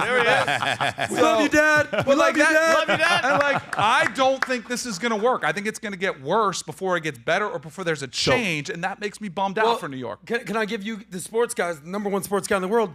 There's how sports teams, certain teams will tank to get a number one draft pick. Maybe these cities are tanking, esoterically, in order to rebuild like a phoenix. All right, let me give some thoughts on this, because I think that was his way of saying, Stephen A., can you please invite me to First Take? That's what Adam just did right there. He just wants an invitation. But let's talk about whether kids are stupid or not, or all this other stuff. Okay, so to me, you saw the numbers that came up with Yale. 83% of professors are Democrat. 15% are somewhat independent. 2% are Republicans. 1 out of 50 professors at Yale are Republican. 1 out of 50. That's a monopoly. Let's continue. Teachers, English teachers in America, for every dollar given to a political party, 98 cents was given to the Democratic Party for English teachers. Science is 97 cents. The only one that was 87 cents was math. That was 87 cents to the Democratic Party, 13 cents to the Republican Party. Let me continue. One of the most underrepresented, maybe even something that we're not even talking about enough, a report just recently came out. I don't know if you guys saw this or not. The 2020, don't even pull it up, Rob. Let me just ask the question first from the people to see what they say. This is the one thing that nobody is talking about. A report just came out for bots in 2025. What would you say? What percentage of users on X, on Facebook, on YouTube, what percentage of people there are bots versus actual real accounts with actual real people behind them? What do you think the number is based on this report? I'll let you guys guess. Anybody that's watching this live, put in the comments section. What do you think it is online of what percentage are real, what percentage are fake? People online. So imagine you get 1,000 retweets of somebody that they want to promote, that they want to drive, a message they want to drive. Criticism in the comment section. What percentage of bots are real? What percentage of users online are real? What percentage are fake? I'll wait. Stephen A., what do you think? What percentage of bots are real? Yes. What percentage of bots, users online are fake, are bots? 60. Okay, Rob, pull it up. Very close. He's actually higher than what the report says. Watch this. Among automated threats, go to the top so they can see the report all the way at the top, Rob. It says the smarter bots and bigger risks. Automated threats are rising at an unprecedented rate, with bad bots now making up 37% of all internet traffic. AI is not only being used by attackers to create more advanced evasive bots that target APIs, exploit business logic, and fuel fraud, but it's also lowering the barrier to entry for attackers, resulting in an increase in volume of simple bot attacks. For the first time in a decade, automated traffic has surpassed human activity. Let me say that one more time. Automated traffic has surpassed human traffic. Fake accounts officially are more than human beings. So you and I can be looking at something, you're like, oh my God, why does half the country feel this way? It's a freaking bot. And we fall for it. Then we hate each other. Then we hate this person. And then we hate a country, or we hate a certain community, or we start loving a certain community. Like, oh my God, those are the good ones. No, those are the bad ones. No, those. You're being confused. And they're driving that. So when you go into kids being stupid, no. To me, it's kids are brainwashed, but I'm actually not worried about kids. 45-year-old men and women are brainwashed today. You got grown men and women that are brainwashed. At least the kid has an alibi. Your brain is not fully. We've all read books where, Paulo Coelho and all these different scientists say a man's brain is not fully developed until he's 24 to 28 years old. We've all 40, seen Pat, 40. 45 for you, Yes. but you think about some of these things. One of them is, but the other one, so 45 until the entire, you're able to make the right decision for yourself, right? And then now we're wondering why we're angry at each other, upset at each other. This is not accidental. My opinion. Do you know what is the most powerful weapon they have in the world today? It's right here. You just saw it. Let me say it one more time to you folks. Rob, put the link below for people. Please go read this report. 51% of all web traffic is officially no longer human beings. If I'm Iran, if I'm China, if I'm anybody, and I want to make sure this guy is hated by everybody in the Democratic Party. If I'm the DNC and I notice I can't control him, if I'm the DNC and let's just say I'm manipulative, let's just say I'm conniving, let's just say I'm a very nasty person, let's just say, obviously Democrats are not like that, but let's just say I am, right? If I'm like that and I want to make sure everybody and anybody targets this guy, I just have to hire one of these bot companies overseas to say, hey, here's $6 million. Do me a favor. For the next 6 months, I want you to put any comment spreading any negative rumors about this guy with anything. We need to destroy Stephen A. Smith's life. Guy over there says, don't even worry about it. Like this. Hey, team, you guys are ready? Boom. Here's the comments we're using. By the way, every time you see somebody say negative comment on a podcast or a post, you know what's the first thing I do? We can test it even right now if you want to do it. If I go on chat right now, let's just say somebody says something that has to do something that you would say there's no way in the world that is legit. Just go look at the channel activity and it'll tell you. Started the channel 3 weeks ago. Started a channel a week ago. Started a channel. No shit, Sherlock, but nobody does that. And we're falling for it. So moving forward, we have to be very, very careful. This is a beautiful business. Story came out with Meta the other day. We talked about it a week ago. Do you know every time people were texting me telling me, Pat, why are you showing these fake stock things? And one of my accounts was a fake AI account that said, I guarantee you my stocks, if you invest into the stocks that I pick, you're going to make all this money. I told my clients to invest into Palantir. They made 250% in 1 year. And if you use it with me, if you don't make any money, don't do anything, take it back. I've never said anything like that. We've reported to Meta for 6 months. Every single day we reported, it's still up. You know how much Meta made last year of fake ads? $18 billion. $18 billion because they let those ads run. This is the world we're entering. So we collectively has to become professional auditors. We have to do our own due diligence so we're not manipulated. When you see somebody, think about it this way. Hypothetically, say you hate America. Let's play devil's advocate. Say you hate America. Say you hate America, you want to see freaking America fall. What are some ideologies you want to push to kids in America? Socialism's not bad. Communism's not bad. What else? Woke, LGBTQ plus, animal furries. Some dictators. Take some Islamism, take some of the Marxism, killers of all time. collectivism. Take some of the worst killers of all time, worst dictators of all time. Mao. And start feeding them that these are not bad people. And start turning them on them. And young kids all of a sudden in school, they're like, he wasn't that bad. That wasn't that bad. George Washington was bad. Such and such was racist. Bad. That person was racist. This person was this. And then all of a sudden, there's an uprising. We are headed in a direction right now that this may be the most powerful story we've talked about in the last 6 months. That one stat. Every story we've done the last 6 months, forget, in my opinion, that is the most powerful story the last 6 months, that the online population of fake accounts is officially bigger than the real people? How the hell are we going to find out? How many average people who are trying to pay their bills, take care of their kids, take care of their family, do have enough time to sit there and go through every single one of them? We're not going to get it. My only hope, Stephen A., and I'm going to come to you and I'll give you the final thoughts on this before we go to the next story, because you got a smirk on your face I want to find out about, is here's my hope. My hope is I'm relying on the 12% of America. The 12% of America is going to save America. The 12% of America are the people that are reasonable, who can process issues, who we can sit down here. Just so you guys know, Vinny and Stephen A. fight. Watch us at dinner, how hard we're laughing. If you see us at dinner, restaurants want to kick us out. They don't because of money, but if we didn't have the money, they'd kick us out in a heartbeat, right? You don't know that we get along. We sit down, we talk. But I'm hoping the 12% gets bigger.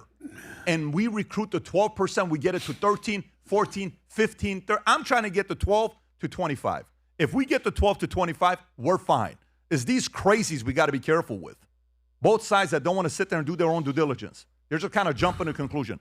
We get this to 25, I think it's going to be fine. Stephen A., final thoughts on this story. This story that you just pointed out, incredibly important, you're absolutely right. Could be disheartening to folks, no doubt. But speaking purely for myself, it puts a smile on my face. It plays right up my alley. And I'm going to tell you why. So let me get this straight. All of those people that were hating, they weren't actually people. It was bots. But that's not what fake matters. Accounts. But I understand. But what I'm saying to you is this. I have a microphone. I have the camera. I can address and push back over stuff that might be fake but still might be embraced by very, very real people, creating dialogues and building a focus on what needs to be focused on along the way. Oh, brace for because impact, here's the buddy. brother, brace for impact. Brace for Let me impact. tell you something. You're saying that to me. You're Yes. absolutely right. I can say the I'm same gonna thing to keep you. reminding you of that. Brace for impact. Yes. That's what we do. That's right. Just like you brace for impact. You didn't start this podcast. You damn sure didn't have these dudes up here to be quiet and timid and to be at the mercy of bots. No, bring it. You want to come. Listen, I've said this over the last several months, and I'll say it again. I am lied on every day. Every day. I can't believe the inordinate amount of stories that have been made up about me. I can't believe the twists and turns that have been thrown out there. And the only thing that made me upset was that, damn it, I had to have my dental surgery. So my mouth was compromised. I was stitched up on the right side for a month and a half. I'm stitched up on the left side now. Come February, March, I'm told I'll be 100%. I can't wait. I can't wait. That's what you got? So you a party. It could be anything. It could be a socialist party. It could be a Democratic party. It could be a MAGA party. It could be whatever. And you going to hire some bots company to engage in this kind of stuff and to come after you, me, and everybody else that we don't like. Yeah, you got something to be worried about if you're a member of the voiceless and you don't resonate and you don't have an audience and you don't have the fight and the intestinal fortitude to push back and you don't have that attitude that says, like, Vinny, let's go.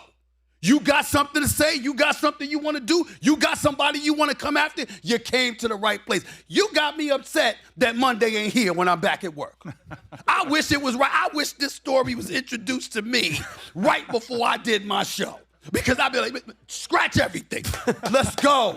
This is what you want. It's like, because why? There's been a curtain. Politicians, business owners, average American citizens, from whatever ethnic background you may have, that have been able to hide behind stuff for years. This is the latest. The difference is everybody got a podcast, people got a microphone, they got a camera, they can speak up, and at the end of the day, it's fodder to go on the attack yourself. Let's get it on. Let's get it on. Yeah, so for sure, I agree with you. Of course, we're about let's getting it on. We ourselves are getting it on. All I'm saying to you is the kids who are the future of America, 50 years ago was TV. 80 years ago was radio. Today is these bots. Right. You couldn't fully fake it as much 80 years ago. Today, anybody and everybody can be a human being. 80 years ago, I couldn't make fake people. Today, 51% is fake. That means, but just a whole bunch of people don't have. Today they have voices that they didn't have 50 years ago. But they did. But you have to realize what they have to do with the algorithm, Stephen A. This is the one part you haven't experienced it because you're fortunate to be a Democrat. And here's what never happened to Democrats the last 40 years. Let me explain to you. Please. I will share it with you. Have you ever had a strike on your account? No. Have you ever had an interview that you didn't want to put up public because you thought you were going to get in trouble? No. Have you ever had a video taken down and they told you that if you do one more of these videos, they're going to take your stuff down and you're done with? No. No. Do you think I'm a pretty fair guy? I think you are. You think I'm a reasonable guy that I want to kind of hear both sides of the story? Absolutely. I've had everybody from all I sides. absolutely know that to be true about you. Why did we, under previous administration, have so many strikes and our account was almost shut down? Valuetainment was almost shut down. I was at 2 strikes. Why couldn't we go live multiple times the last administration? See, that's the part you haven't experienced yet because being a Democrat, you're safe and protected from that. On the Republican side or the independent side, if God forbid, I brought one time a lady named Mikovits. What was her name? Judy Mikovits. Dr. Are Judy you kidding Mikovits. me? It was almost the end of. First time I brought RFK on a podcast. RFK was apparently a kook. He was a cuckoo guy, and I got all these strikes and take this debate down, take this down. All we were doing was having conversations. So this is the part that, for me, they're going to protect people that are more on the left than the one on the right. They're going to do that no matter what. All I'm saying is, this is coming to a city near you. What this does is the population, if we take the population, let's just say there's 8 billion people, and it's all human beings. It's 8 billion human beings. You know what this officially did? This officially made it 4 conservative billion people, let's just say on the one side, and the other 4 billion officially has what? Another 4 billion. Now they have 8 billion going against 4 billion. These 4 billion people better get loud. So when we're talking about, can you play this one clip of the guy in Germany I just sent you? I don't know if you guys seen this clip or not of this guy in Germany walking around upset at people saying, you can't record me. He says, who the hell are you? It's my country. Who are you? You don't tell me we're not. Just kind of, whoa, who is this guy? Got like 20 million views on this one clip. Look at the level of audacity people are having now coming to other people's country in Germany telling them you don't record me. Who the hell are you to tell me this? This is what we're fighting with next. And by the way, I think this is what's going to produce the most bold, proud, American, tough, strong, faith-based people that they're going to fear. I think this is what's coming next. Rob, go on and play this. Watch this clip, folks. What's up? You okay? Fine. Yeah, good. What? I will video whatever I want in my country, okay? You don't tell me. This is Germany.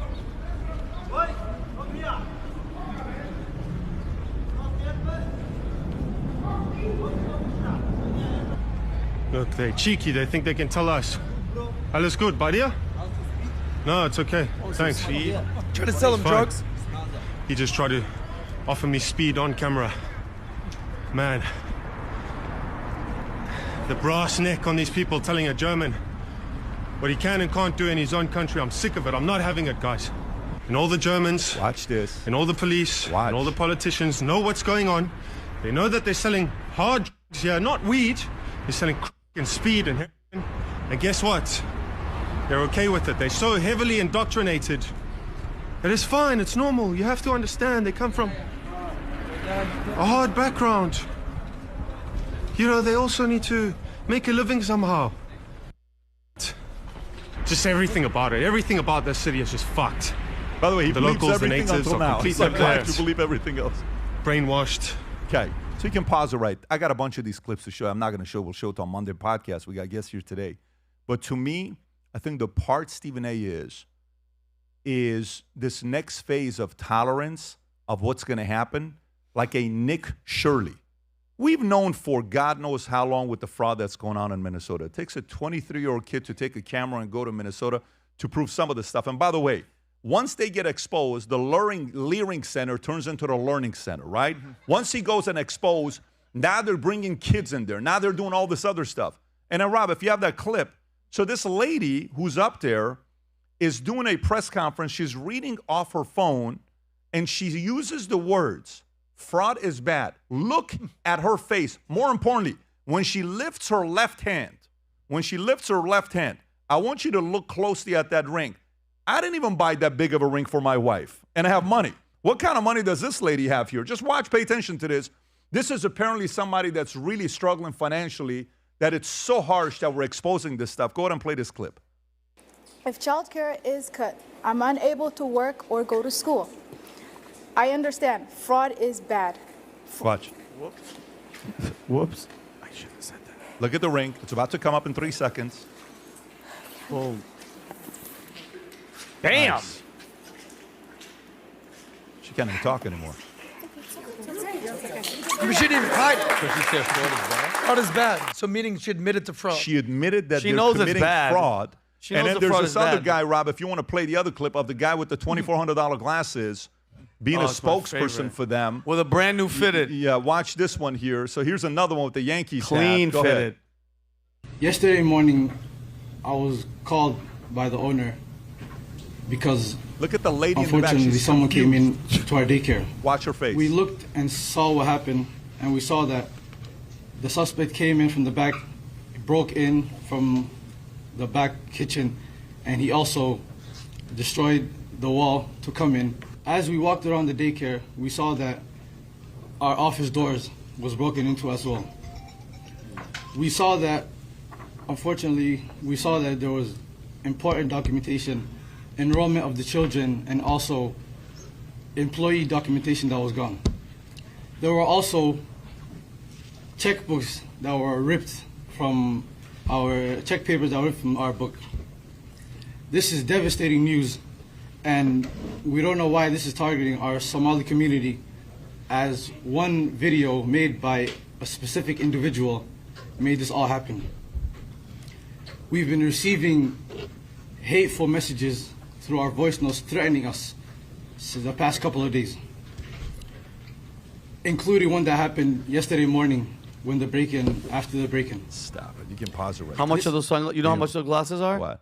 Rob, how much are those glasses? $2,500. $2,500 glasses. The average By the- person has $2,500 glasses. Yeah. Not a big deal. Everybody has it. Yeah, so do I. Yeah, by the way, while this is going on, here's the, and I want to come open-ended Those are to just the Stephen frames. A., Danny Kanell. Caroline Levitt says Minnesota Somali fraud scandal will leave people in handcuffs. If you haven't seen what Chamath said something very interesting earlier today. If you have this clip, Rob, he said if nobody gets arrested for this is Chamath.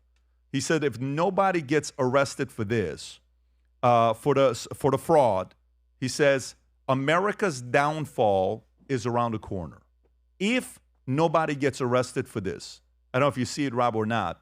And by the way, Chamath, if you know one thing about Chamath, I don't know if you follow him closely or not, he's a very reasonable guy. He's a very fair guy. My hope is he runs for governor one day. Like, he's a guy that could save California. He's a reasonable guy, made a lot of money, is a center-ish guy. And if you go a little bit lower to see if you can find that clip, well, I'll find it here oh, there it is. Watch this. Go ahead. Happens and we deem this kind of theft acceptable, it is the beginning of the end of the American empire. It's just a level of disrespect and lack of care for this country, I think. I will be waiting and observing how important it is to root this out. That's number one. The second, which is more tactical political calculus, this is an enormous opportunity for the Republican Party if they take this and run with this. Is there waste, fraud, and abuse in every state? Absolutely. You can pause I don't it right think there. this is. Tom, I'm coming to you first. Do you agree with him that if nothing happens, the American people are no longer going to trust the justice system that we have? Yes, and I think you already see it in the polls that say that the faith in Congress by the American people going back 25 years has been below 20%. What is it right now? 14%? It's like incredibly low. The faith they have in the media, never mind that. Let's just think about our institutions. There are two things that Americans are really hot at when you look at the polling figures. What you do when you look at polling, you can look at the heat behind an opinion of the populace. And right now, there are two underlying drivers behind questions for Americans. One is there's a two-level justice system, one for me and one for some other side. And the second is government isn't going to do anything about it.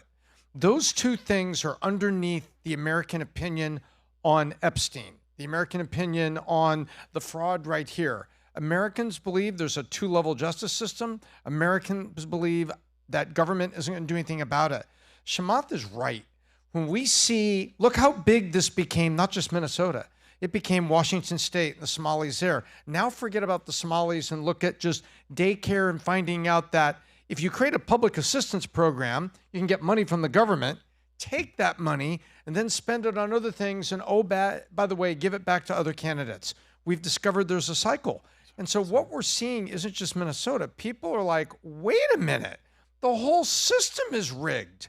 And the Americans are really hot, and they are not of the mood right now to once again somehow say, well, there they go again. Americans are hot. They think nothing's going to happen, and there's a two-level justice system, and it's gotten worse and worse and worse. And those two things outweigh all of the core issues. Those are the beliefs that Americans have in the corruption of the system. If nothing happens here to prove it's wrong, Chamath is right. Danny, where are you at with this, Danny? I hope you're right, but did anybody go to jail for the 2008 financial crisis? Did anybody? I think one guy got seriously. One Middle Eastern guy got arrested. Eastern. Yeah, great. Did anybody go? Did anybody go to jail for COVID fraud with the PPP funding? Nope, they all got pardoned. You know, like, so that's where I'm kind of like, I would love to see somebody held accountable for one of these. But as far as this would be America's downfall, we've survived a lot worse, and I think we can survive this. The thing that concerns me, and your conversation with Nick Shirley was incredible, was I think this is just the tip of the iceberg. When they either go further down the road in Minnesota, or he had the lady on from Ohio was like, please come look at our fraud that's happening here. Wait till we start seeing it all over the place. I think we're just at the tip of the iceberg, but I would agree. I would like to see somebody in handcuffs. I would like to see somebody held accountable, but I feel like most Americans are kind of just like, I'm not going to believe it until I see it. Well, in the past 2 years, $35 million of the money that was frauded out from those daycares in Minnesota, in the past 2 years was given to political contributions, and Rob has it right there. And that's, guys, this is such on a deep level. Like, if you guys ever think everything's happening in Minnesota, all these problems are Minnesota, and me and Tom were talking about it while we were in Aspen. I was like, wait a minute, why of all people did they pick Tim Walz? Why have nobody in here ever heard of Tim Walz? And then all of a sudden Kamala's running, and it's like, wait a minute, maybe they were going to funnel all that money, bring his, tampon in the bathroom, loving ass, put him in, and then have all that money funnel in there. But then I thought about this. There's another, I want to ask you guys, you can't blame the Somalis. I don't blame them. They're coming from a third world country. Piracy and all that stuff is happening on the freaking waters. What? They are incentivized to come here. The Democratic Party is like, hey, come here, border wide open. If the government tries to put barbed wire, we're going to send in and we're going to pick it up. Bring your asses in here. Vote for us. No IDs. Scam, but just keep the money coming back. You can wear $2,800 glasses and you can wear a freaking Hope Diamond on your finger.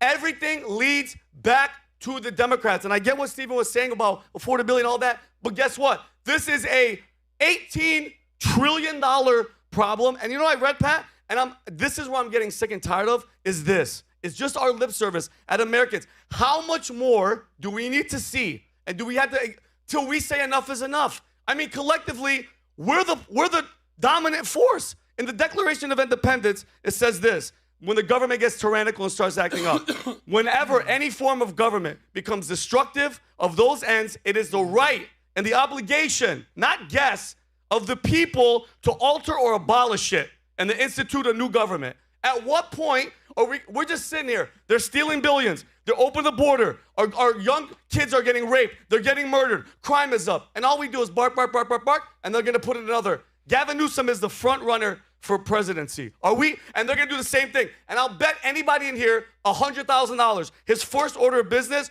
open the border. Open the border, and the same problems are gonna keep coming. Okay, so it's up to us, Pat. It's the American people, we have to just say, guys, no. Stand together and just say, we're not gonna pay taxes for a freaking month. We're not doing shit. We're gonna sit here and do this. Let me, future looks bright under my feet. That's what we're gonna do. By the way, out of everything you said, you know what I caught? What? When 3 years ago Vinny came here, he was making $50 bets. Vinny's not making $100,000 bets. Holy shit, Vinny. That's true. Make some noise for Vinny, folks. He's making bigger bets. Yeah. By the Stephen way, A. I don't know. Certain times I'll mess with Vinny when that right vein pops out. No. I know he means business. But Adam, honestly, how much longer are we going to go? Oh, they just stole another $18 billion. by the way- They opened the border again. How much more? You know what is interesting? There has never been this much. Trump at his New Year's Eve party, he said, we're going to hold a lot of people accountable. We're going to arrest a lot of people, all this other stuff. His own son said, people better start getting arrested. I love that. And everybody commenting that said, bro, your dad's the president. Like, give him a call. Yeah. Stephen A. I'm going to let Adam go first. Adam, go ahead. All I want to say, my mom is from Minnesota. Every summer of my life I'd spend in Minnesota. Minnesota's like the whitest state in America. I would show up. I'm white as hell, and I know a few words in Spanish are like, oh, this guy's exotic as hell. Hola, ¿cómo estás? Welcome to Minnesota. So I would see this immigration issue. I thought it was an immigration issue. What? Somalians? What's going on here? So what are they doing here? But the reason that Americans are pissed, it's not only the immigration, it's not only the Islamism, it's not the just the poo-pooing of American values. Now you're going to throw fraud on there? Billions of dollars of fraud? Americans like, nah, hell to the nah. So I thought it was immigration. It's actually fraud. What's going to actually happen? You talk about accountability. Nothing. The difference between accountability is they're playing the victim. Oh my God. And then they catch themselves. So there's going to be some accountability there. Stephen A. There needs to be accountability. You don't do something like that and get away with it. And obviously anybody that's been involved in such heinous, irreparable acts should be arrested and prosecuted to the fullest extent of the law. Let me get that out the way first. That's automatic, okay? But getting back to Vinny, see, here's where the problem lies. Them. It's all of them. Are we going to sit here with a straight face and act like the Democrats are the only one that engage in fraudulent behavior? That they're the only one that have milked government dollars for their own selfish needs and to their own selfish ends? The point is that I often joke about I'm friends with Sean Hannity. We go back and forth, button heads all the time, but I've known this man for 23 years, and he's a good friend. He really, really is. And I've often said this. Somebody could go out in broad daylight who is conservative and commit murder at 3 o'clock in the sunny afternoon with cloudless skies on a sunshiny day. And the first words that'll come out of Sean Hannity's mouth is the Democrats did it first. And he'll have evidence of those Democrats who did it. And what I'm saying is, along the way, there have been excuses, there have been justifications, rationales that have been thrown out there to absolve one side.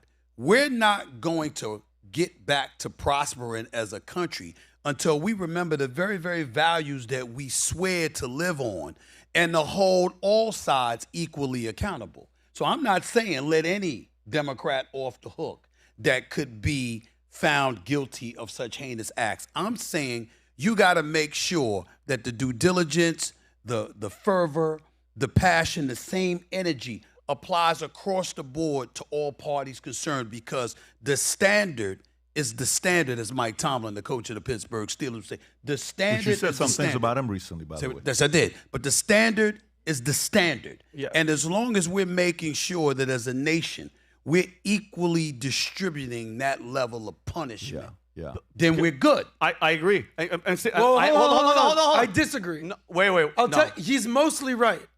Because if you remember George W. Bush, he was the worst president we've seen by far, maybe under Biden. But in recent memory, the Biden administration was a disaster. So if you want to talk recent memory, you're 1,000,000% right. But there's major problems in this country. Both sides are to blame. But recently, it's been a Democratic problem that's ruining Adam, you this took country. the words out of my mouth, because I was in the United States Air Force, Stephen, during 9/11, and I remember when Bush Jr. got on that aircraft carrier, and it was America, and dude, I cried. We were emotional, and it was that attitude. Mission accomplished. It was 100-hour war. Yeah, let's go, bro. 9/11, New York. Let's go.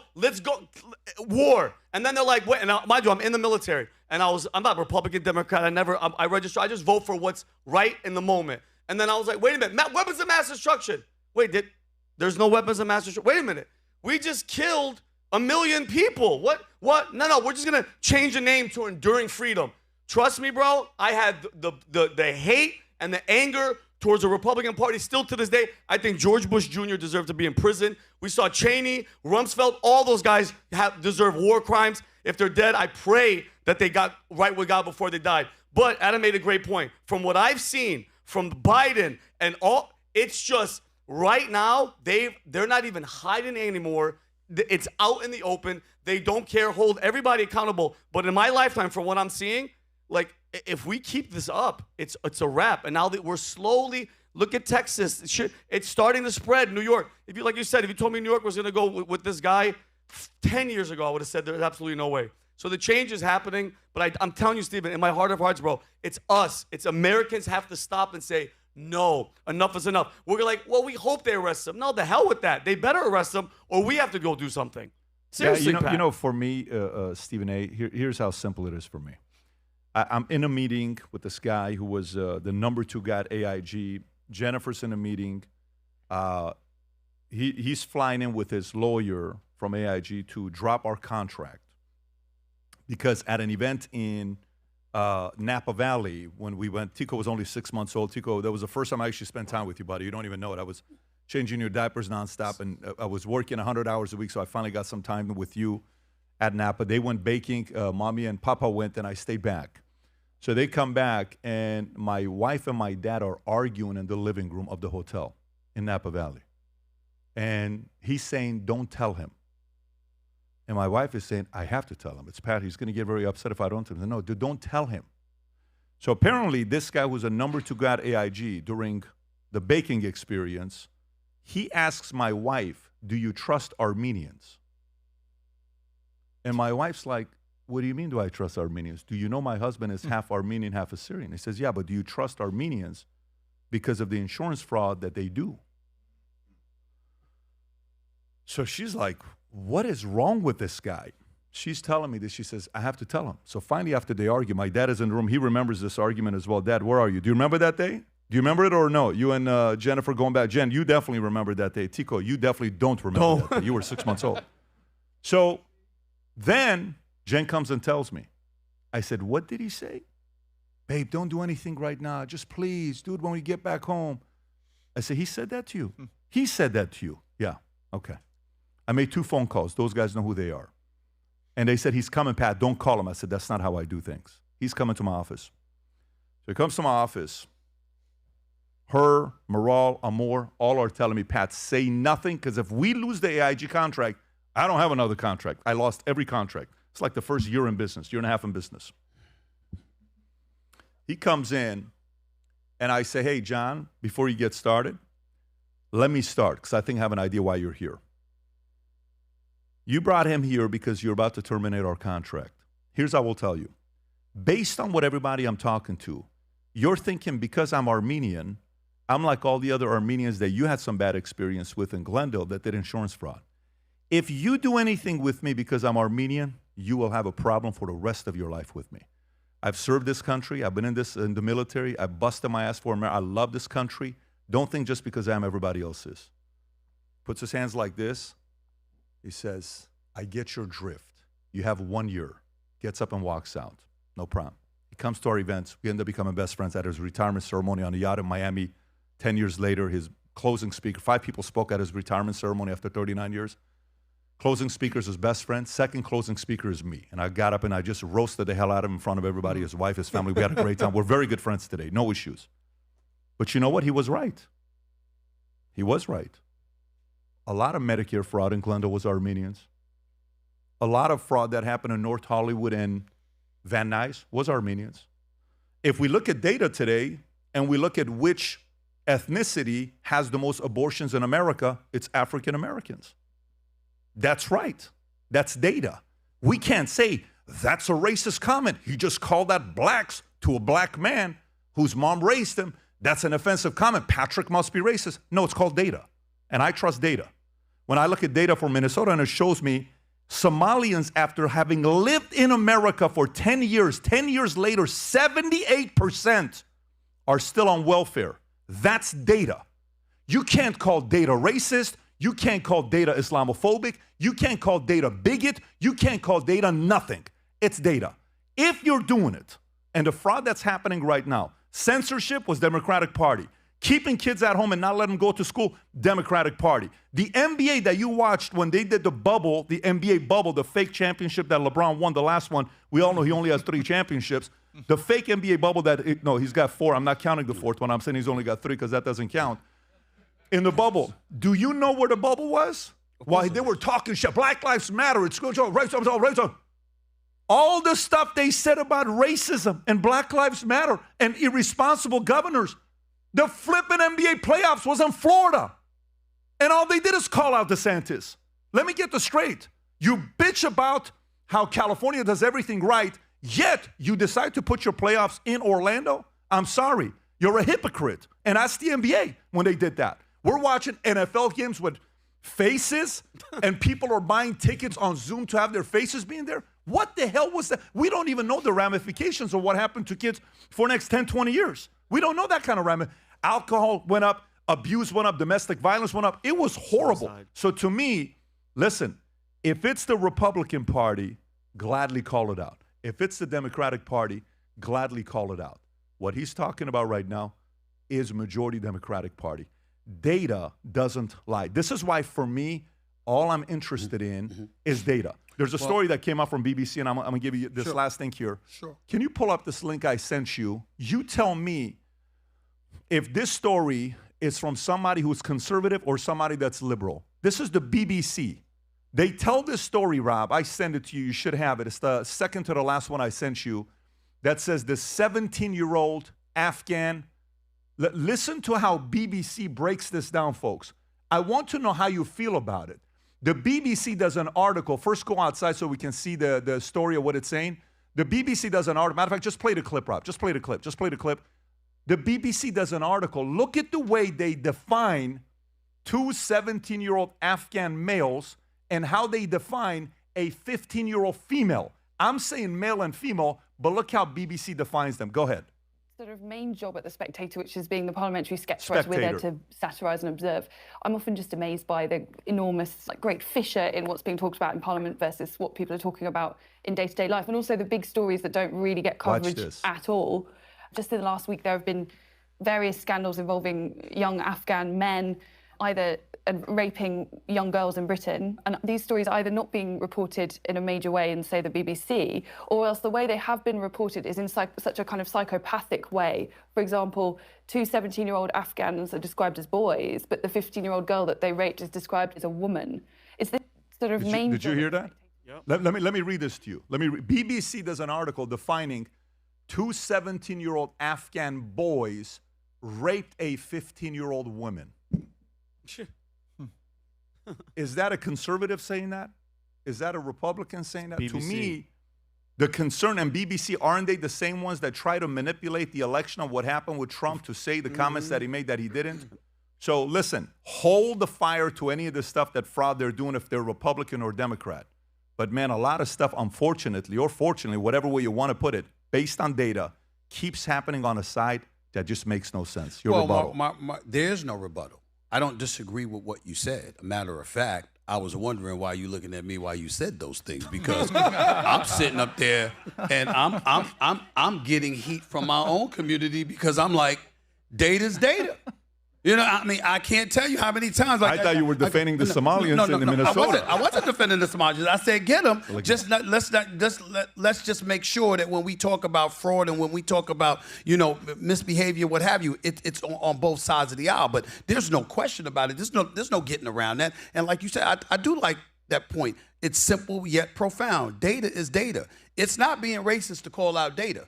A matter of fact, you've got people in my own community against me because I'm reminding, it's data. What do you want? You got to give me something to fight. You got to give me something to argue about. And it can't just be executive orders that the president is handing down that we may not like. It can't be just him, engaging in the kind of policy he promised folks he would do before getting elected and then keeping his word by doing it. And we're the ones that didn't want to vote for him. So don't expect him to do what we might want him to do when we're not the ones that voted for him. You got to know better than that. I pointed out all of these things. The flip side to that, however, is this. Stop looking at black folks like it's this one monolithic group. You see a dissipation kicking in where the level of faith in the Democratic Party is shrinking before our very eyes, because you have a lot of black folks out there that feel the way that I feel. By that strong leaning towards the extreme left, you forgot about black folks in the process. The LGBTQ community, I'm a live and let live kind of guy. Live your life, no problem. You understand? I support you having your civil rights or whatever. I got a problem, though, if you want to transition from being a male to a female and you want to compete in female sports. I got a problem when you want to have, when you want to engage in gender change and you're willing to condone it transpiring without parental consent. You know what I said on the air a couple of weeks ago? I said, forget all of this stuff for a second. Anybody who is a parent, tell me the human being that could come up to y'all and say, when it comes to your kid got a right to do what they want to do without consenting to you as their parent. Show me the parent that says, okay, who's that person? I've never met him, ever. So I'm like, how could y'all do that and think that's cool? See, common sense is what it comes down to. And when people look at me and they say, Stephen, we good, because I might disagree with you, but if you make a point, damn it, you made a point. Vinny, you made a point, damn it, you got me. Adam, you made a point, damn it, you got me. Danny, of course you got me. Right, but so do I. And my point is, at the end of the day, it's about common sense. And because why? Because that's where both sides can't escape from. You can try, but you can't run from common sense. And something as simple as the example that I just used, any parent, raise your hand if somebody can come to you about your child, telling you what your child can do without your consent. They're a child. You're paying their bills. You're taking care of them. You have dominion over them. Oh, but now you want to hold me accountable for that, but when it comes to something else, oh, okay, they got the right to do what they want to do without consulting you. To me, that's automatic disqualification for any politician that lets that come out of their mouth. And I've said so publicly, so I don't disagree with you. By the way, for what it's worth, can we all agree, like, Stephen A. looks like he should be in the next Miami Vice. Be honest. The way he's dressed. Like, that's, I think so. You know what? Honestly, that's ridiculous. You'd be right if I had on my white suit. I'm just kind of going like this. I'm like, all right, but he looks like Miami Vice. He looks like he's a Miami Vice, but he sounds like he's a Republican at this point. I'm a centrist. I'm a common sense guy. Can a centrist win, though? Common sense. Can a centrist win? Because you were talking about Newsom playing to the progressive. They have owned and taken away from the left You party. have to find somebody on the left, because the right is the right, and they got their party in order. They know who they are. They're not apologizing for it. This is who they are. This is what you're gonna have to deal with. They're gonna be formidable, whether it's a Rubio or DeSantis or J.D. Vance or whomever. The Democrats they're the ones that's a house divided. And they think they're going to win the 2026 election, and maybe they will if Trump keeps dropping the ball with some of the things that he says and how he alienates, he hurts his own party because they're not voting for Trump. They're voting for his. He got to be careful about that. But the bottom line is this: when you talk about the presidential election in 2028, you don't have a straight up bona fide big time candidate as of yet. And I think that it's not about being independent or just a straight centrist in that regard. It's about looking at your party and saying, damn it, I don't care how much you want that. That ain't gonna work. That ain't gonna win for us. That's not gonna resonate with the American people. That's not gonna make the American people happy. I get where you're coming from with your extreme leftism, but it ain't gonna fly. So guess what? This is where we're going as a party. The question is, who's that individual that can pull the party closer to the center? I don't see anybody on the Democratic side that's capable of doing that yet. But can I ask one question, though? Because what we saw with Biden, Stephen, I don't think they'll accept who was running the show when Biden was in. We obviously know it wasn't him. Whoever those big names are that we don't, we know, I think it's Obama, I think it's Hillary. Anthony Blinken. I think it's Tony Blinken. I think they're not going to shift. I get what you're saying. They're not going to shift. Like, anytime in my history, a Democrat came in and was like, you know what? Let's not go to war with Vietnam. What'd they do to that guy? They shot him in the head in Dallas in front of the world, in front of his wife. That's what happens when you come into the party and you don't do what the party says. Well, but I mean, if you the only thing I'm gonna say is this, last point. It was supposed to be Hillary's turn. Of course. In 2007, yes, Obama came. Yeah. And there was nothing they could do Yes. to thwart that momentum. Yes, I'm saying I agree. that's what it's going to take in order to accomplish. I get what you say. It's a daunting task. Yes. But it is possible that somebody could come along if you're talking about common sense and moving, just pulling the party to closer to the center. I do think if that person is out there that can pull that off, they can win. That's what it will take. You know what we get to say? Go bet on Kalshi if you think so. If you don't, well, we'll see. Yeah, we'll see go what's to going to happen. Kalshi, We'll see. make We'll see the what's bet, going to happen. yeah. Because quite frankly, I wouldn't mind a Stephen A. on the stage trying to do that. I wouldn't mind. And how about this? If he has that, I would. Guess what? I'm not Republican. I would vote for him in a heartbeat because I know he's not going to do the stupid crap that they'll All like right, the border. Can we get to the next story, Vinny? Let's go. Let me tell you guys why I'm getting to this next story. There's been a lot of conversations about faith and all this other stuff. Last night, this incredible uncle called Vinny comes to the house and he's trying to introduce a new show to Tico, my oldest son. Tico. So as a family, we sit in this theater room, and we're watching this show. The show is called Game of Thrones. I was going to say Game of Hunger. So we're watching this Game of Thrones. Yes. And then, I'm not even kidding with you, for 30 minutes, I'm like, why are you showing a soft porn to my boys here right now? Like, I'm covering his eyes. The entire time, I I'm was like, covering his eyes. half the time it's like, close your eyes. First time Jason Momoa marries the wife, it's like, wait, what are you teaching your nephews here? Okay, so anyways, this leads me to this next story because we shouldn't judge because people change, maybe. Lily Phillips, Yes. whose story came out 6 months ago, and Danny and the crew said we should talk about the story tonight because let's see where you stand on this. Lily, earmuffs, buddy. Close your ears. So this Lily Phillips girl claimed to have topped Bonnie Blue's world record by falling asleep with more than 1,100 men in a day. It's a lot of nap time. A lot of napping. Dilly boy, get out of here. No. Okay. All right. So, well, listen, after Vinny, he's seen plenty of health and guidance courses. Just recently, she has decided, now it gets serious, to give her life to Christ. Here's the video. Go ahead. Everything that I've read, praise the Lord.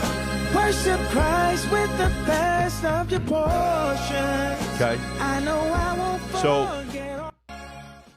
My question is, why is the pastor's face covered? What pastor doesn't want to be known? So now, let's say the story is real. Danny, how do you feel about it? I love it if it's real. Jesus didn't come to save the righteous. He came to save the sinners. This trend, I have 3 teenage daughters, 18, 17, and 13, and they're very aware of some of these stories and this promiscuity that's being glorified in the media. And even, I mean, these girls are making a ton of money off their YouTube videos and OnlyFans accounts. But if she would come to Jesus, imagine what she could do, her testimony could do, how powerful that could be to other young women who might have fallen for this trap. Because I think there is a trap in believing that that is going to make you feel good. It's going to make you feel loved. There is clearly a void in this young woman's life that needs to be filled by something. She tried to fill it with 1,100 men. That didn't work. That boy got filled. There is a void that can only be filled by Jesus. So I think it could be amazing testimony. But I get very skeptical because, ironically, the music that's played in her video is Kanye West, who had a similar revival come to Jesus story. And then he goes off his rocker, and it just makes everybody look bad. And then you look around, and people look at Christians even worse and say, well, there goes another phony. I'm going to go to Vinny, then Stephen A. I'm coming to you. Go ahead, Vinny. I deserve to go to hell, Pat. Everybody in here from our sin deserves to go to hell. God sent his only begotten son, Jesus Christ, to die in the worst way. Pat, I did research recently, and Tom schooled me on this. The version of Jesus getting crucified in Passion of the Christ is child's play to what they actually did to Jesus. Ripped his beard off, starved him. That little thorn that was a wreath wasn't a wreath. It was a helmet that they jammed in his head, and he had 50 holes in his head. His back was exposed. God sent him to suffer the worst death for our sins. I'm piggybacking with Danny. If she's truthful and she actually did that, good for her. And nobody, I know we're kind of joking, we're laughing.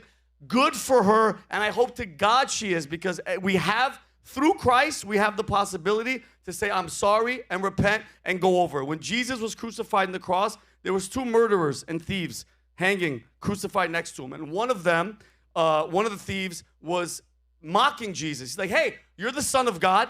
Get yourself off of there. Save us. Save everybody. And the other murderer was like, how dare you? We deserve this. Jesus Christ doesn't deserve it. And the killer looks at Jesus and says, Jesus, please remember me when you enter your kingdom. And what did Jesus say to him, Tom?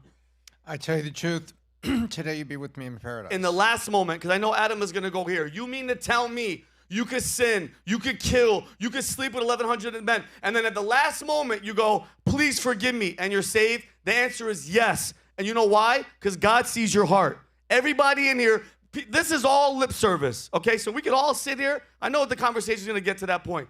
He sees your heart, and none of us can see her heart. None of us, except God can see it. But I pray that she does come to Christ, Pat, and it was real. Stephen A.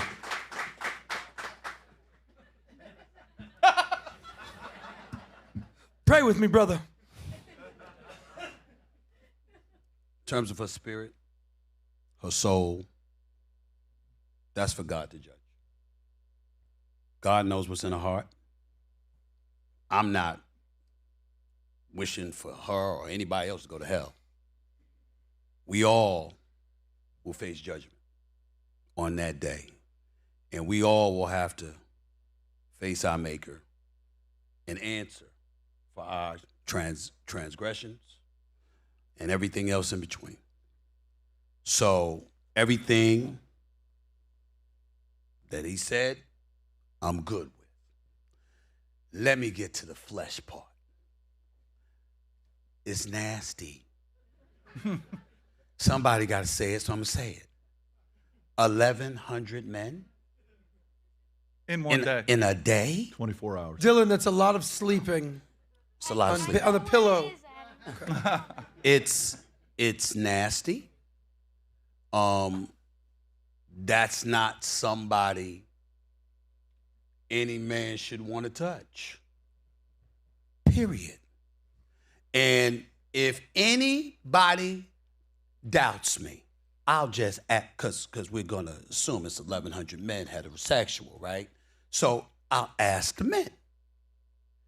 Any of y'all want that as your woman? I challenge anybody, any male, at any age of cogency where they can comprehend, who would want that? You could run across a 10-year-old that got a girlfriend, his heart would be broken if he saw her kissing one person. We're talking about a woman that was with 1,100 men in a day. God bless her. I wish her no ill will or whatever. What I'm saying is those actions, 1,100 different people, it's disgusting to say or think about, let alone do. And especially to men with daughters. We'd have a problem if you got to 3. Will you make up your mind? I mean, what's the problem? Now, I'm exaggerating to a certain respect, depending on how old you are. Okay, but the point that I'm making is very, very real. I'm not speaking, there is rare in a moment where I believe I'm speaking for all men. This is the closest I've ever been to speaking for all men. I can't think of any man who would want that as his woman, who would want to touch that woman, or who, God forbid, would want their daughter. Oh, let me not stop there. Daughter, sister, mama, aunts, cousins. No. And it's got to be, we talk about culture, that we're woke culture, can't go all this stuff. Damn it, can't you just say stuff? You have to be, we gonna use this as an example to be able to say something. Nah, it's not okay. I'm not gonna call her names. Not gonna denigrate or disrespect her. I'm only talking about 1,100 men. Damn it, in a lifetime, it's still ill. In a day, it's a word that I don't even know exists. in Webster's dictionary. That's all I got to say. Very eloquently put. Very clear. And I get what he's saying. It's disgusting. But the point, I think the point that we got away from was, do you believe that her baptism, and we're going to find out, is real? And then is she going to change?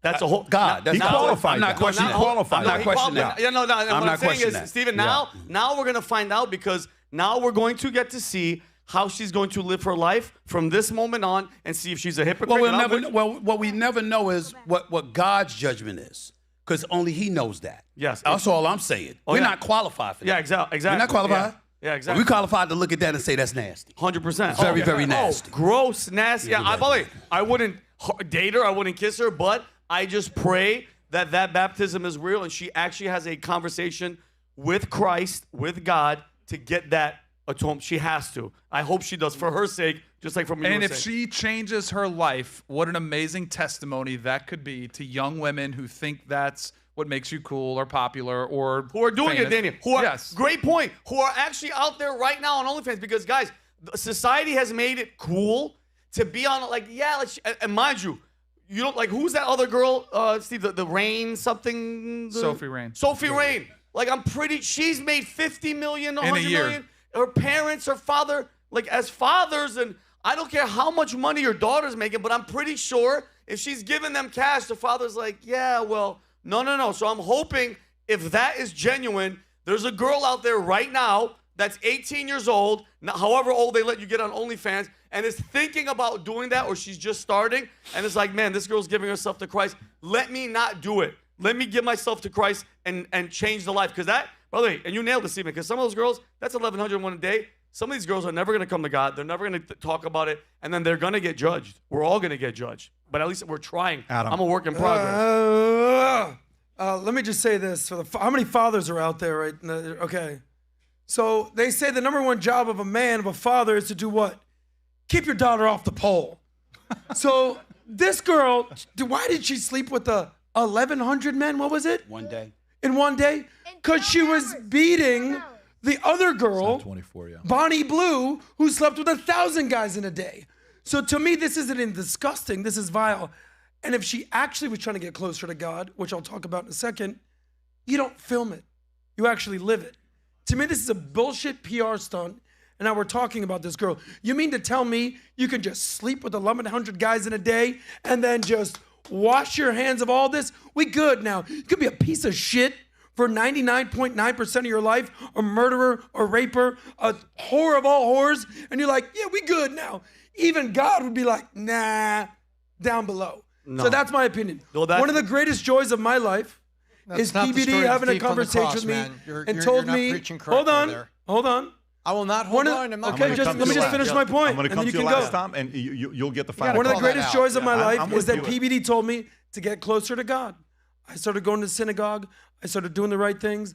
I started praying. Things are good now. Life's going the right way. So I totally embrace people getting closer to God. But at some point, we can't just be like, well, you know, if they found Jesus the last second in overtime and a Hail Mary pass, you know, we got to give him a pass. At some point, this got to admit this is disgusting. And I'll say this for the ladies out there, if you ever watch this. Women judge a man by his future. Men judge women by their past. So this woman is going to be judged not only by men, by God, and I wish her the best of luck. Tom. I only know how to interpret Scripture with Scripture and just read Scripture for what it is. And the example that we're given of the thief of the cross was with an honest, penitent heart. At the end of his life, at the point of execution, realizing the horror and the consequence of it, he gives straight testimony to Jesus that says, this guy's done nothing wrong. I deserve what I'm getting. And Jesus in that moment said, that realization and that conviction and that confession, you will be with me in paradise. It's not a get out of jail free card, Adam, or a lottery card you cash, or a coupon you hold in your pocket and you intentionally live a life of debauchery and then say, I really hope that one moment before I die, I remember this coupon in my pocket. Because God says, you don't test me. I will not be tested. And I hope this is real. I've read the quotes that she had that don't seem aligned with the scripture I see. I think people should express and understand religion in a way that's right for them. that's something that's called moral relativism. And I have a concern about that. And I hope that that's not really what's in her heart, and at this point of baptism, she really experienced a contrition to say, you know what? This is so wrong. This is so backwards. And there's a Savior that's out for me. And in that realization and in that humble heart that she received salvation the way that Scripture says. And not my opinion, any of us can look up John 3:16 and can read it for ourselves in plain English. The Scripture is so clear. And I hope that that is the conversion we're seeing here, and it's not moral relativism or her comment about people need to see that there could be faith with OnlyFans girls and we could be multifaceted. No, it doesn't say that I can be a thief and then test God and live one hand. In Book of James, it says, how long will you be of two opinions? A man that thinks like this is like a man that looks at his face in the mirror and immediately forgets what he looks like. That's what it talks about. And so Scripture is clear. And I hope wherever she is, that she has received good counsel and that this is an honest, absolutely contrite conversion into the arms of her Savior, Jesus Christ. I hope that. Amen. And I don't judge it. Only she knows that. But I hope that she hasn't been sold half of the story and believes maybe half the story. All right. Thank you, Tom. Can we do, Stephen A., 2 more stories before we wrap up? Whatever you need. Let's do 2 more stories, guys. I say we do Iran. And Danny, what story you want to go to? What story you guys want to wrap up with? Iran is definitely one we have to cover. You guys want to do Metcalf? One other story. Yeah, let's do DK Metcalf. DK? We'll finish up with DK, but let's start off with Iran, and then we'll go into DK. Rob, what clips do you have on Iran? Because Iran right now is on day 6 or day 7. 7 individuals were killed in protesting. The situation in Iran is absolutely horrible. The average worker in Iran right now makes less than a gram of gold per month. A gram is $140. You work all day, all night. You're making $110 a month. A dollar today in Iran is 1.45 million riyals. When we left Iran in 1989, 1978, when the revolution happened 46 years ago, 47 years ago now, each dollar, you could buy a dollar with 70 riyals 47 years ago. Today you need 1.45 million. It's so bad. A letter was just written by the government. Rob, I don't know if you saw that letter I just sent you. The government is telling the people that the banks are probably going to shut down. I don't know if you guys saw this or not. In Iran, the banks are probably going to shut down. Zoom in a little bit so I can read this. A secret letter from Iran's central bank just leaked, and it's nothing but bad news. Every major bank has been told to enter full emergency mode immediately. The letters warns of attacks, blackouts, and loss of control scenarios. Banks are being ordered to secure their data, activate backup systems, and keep money moving even if everything collapses. This isn't a drill. The directive is classified, urgent, and lays out exactly how to keep the financial system alive if the government falls apart. This isn't about regular protests. Their panic shows they're expecting something far worse. They're prepping for a meltdown where cities go dark, systems crash, and people panic. When banks start planning for survival, it means something serious is coming. This is the letter that was just sent to the people in Iran. And by the way, when you're looking at the story, Rob, if you want to pull up a couple of the videos of the protesting, I'm sure you have it. It is not pretty over there right now. You can see thousands, play the video. You can play thousands on top of thousands of videos in Iran. They're so sick of it. They're going and pulling cameras down because they're saying the government is watching us. It's a bad situation. And for the first time ever, they're actually afraid of the people. They could typically push the people around. The people are not afraid right now. It's a very, very different kind of a situation than they've ever had. It is so bad that their secretary, their Marco Rubio came out and tweeted today and said something in the context of, I hope America doesn't do this. It's not in the best interest of the American people. This isn't something they should be doing. They're getting very, very close. Inflation is up 48%. Food prices up 56%. There is no water. They've lost complete order in Iran. Complete. They're screaming death upon Khamenei. They would typically say death upon America or death upon the Shah or death upon Israel. Now they're screaming death upon Khamenei. Khamenei has been missing for 4 days. They can't find Khamenei. They don't know where he's at. They don't think he's escaped the country, but they just don't know where he's at. And by the way, some of this has to do with China. Some of it has to do with Iran. This is causing a little bit of tension between Russia and Iran because Russia and China because, Russia's wondering, China, why are you not helping out? Because Russia, believe it or not, relies on the drones that Iran sells to Russia. Iran produces some of the best drones that Russia's been buying for the longest time. And this disruption is slowing down from Iranians building the drones for Russia. And then Russia sitting there to China saying, China, why are you not interested in this? And China's like, you kidding me? I'm buying oil for the cheapest ever because no one's buying anything from this guy. I'm pretty much getting oil for free. So indirectly, it's helping U.S. because U.S., I talked to a senior official today. Tom and I were in the back. I talked to a senior official today about what is taking place with this. And the senior official told me, he said, hey, here's what you have to realize. We still have no interest of having boots on the ground. We still have the president still wants to keep the commitment of no boots on the ground. We feel this is organically gonna topple and fall organically. Like the people are so fed up that they may have a regime change very soon, sooner than people think about it. And then Trump tweeted this earlier today, posted this on Truth Social. If Iran shoots and violently kills peaceful protesters, which is their custom, the United States of America will come to their rescue. We are locked and loaded and ready to go.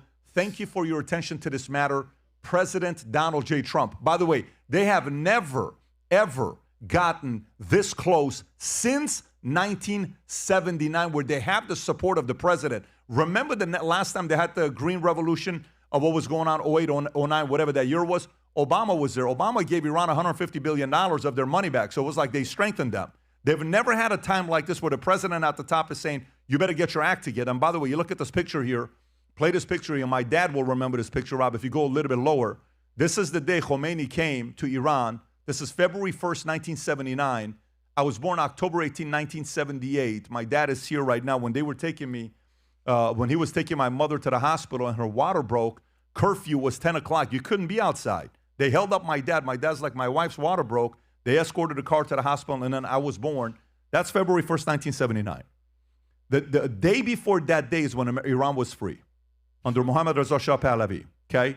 A day before that day, Iran was free. A lot of promises, well, there's a lot of different things, but this is getting very, and obviously I'll pause here to kind of come to you guys for some of the thoughts. And Adam, I'll come to you first because I know you have some thoughts on this here.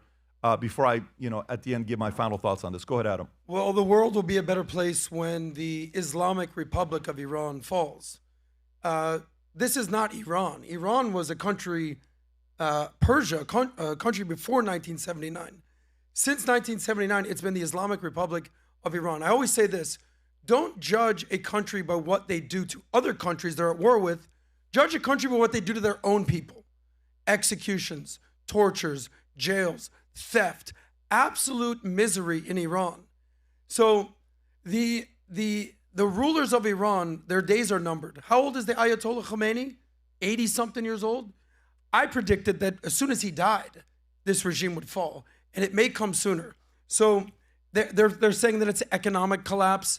No, it's the country saying we're sick of your shit. Iranians are, what's it called, apostates, leaving Islam, converting to Christianity. It's further proof that the Islamic caliphate is bad for people. No rights, no women's rights, no freedom. This man right here is holding his people back. I pray for the people of Iran. Where are the protesters? They're so worried about free Palestine. Palestine was never a country. Free Iran, free Persia, Iran was one of the greatest empires in mankind, and they're being subjected to absolute misery due to Ayatollahs. We're with the people of Iran, and we're praying for you. Tom. I think what you have here is really that if you look now at the people, whenever I hear that the people are bold and that the people are unafraid, I think there's hope. It comes at a cost, and the cost has been bloodshed. I've been encouraged is that the loss of life is horrible, but the loss of life is much different than when the Iranian Revolutionary Guards, they have like a riot police, it's like their National Guard, help me out, Pat, and they did not show up in the size and the forces that they had in the past and fired into crowds.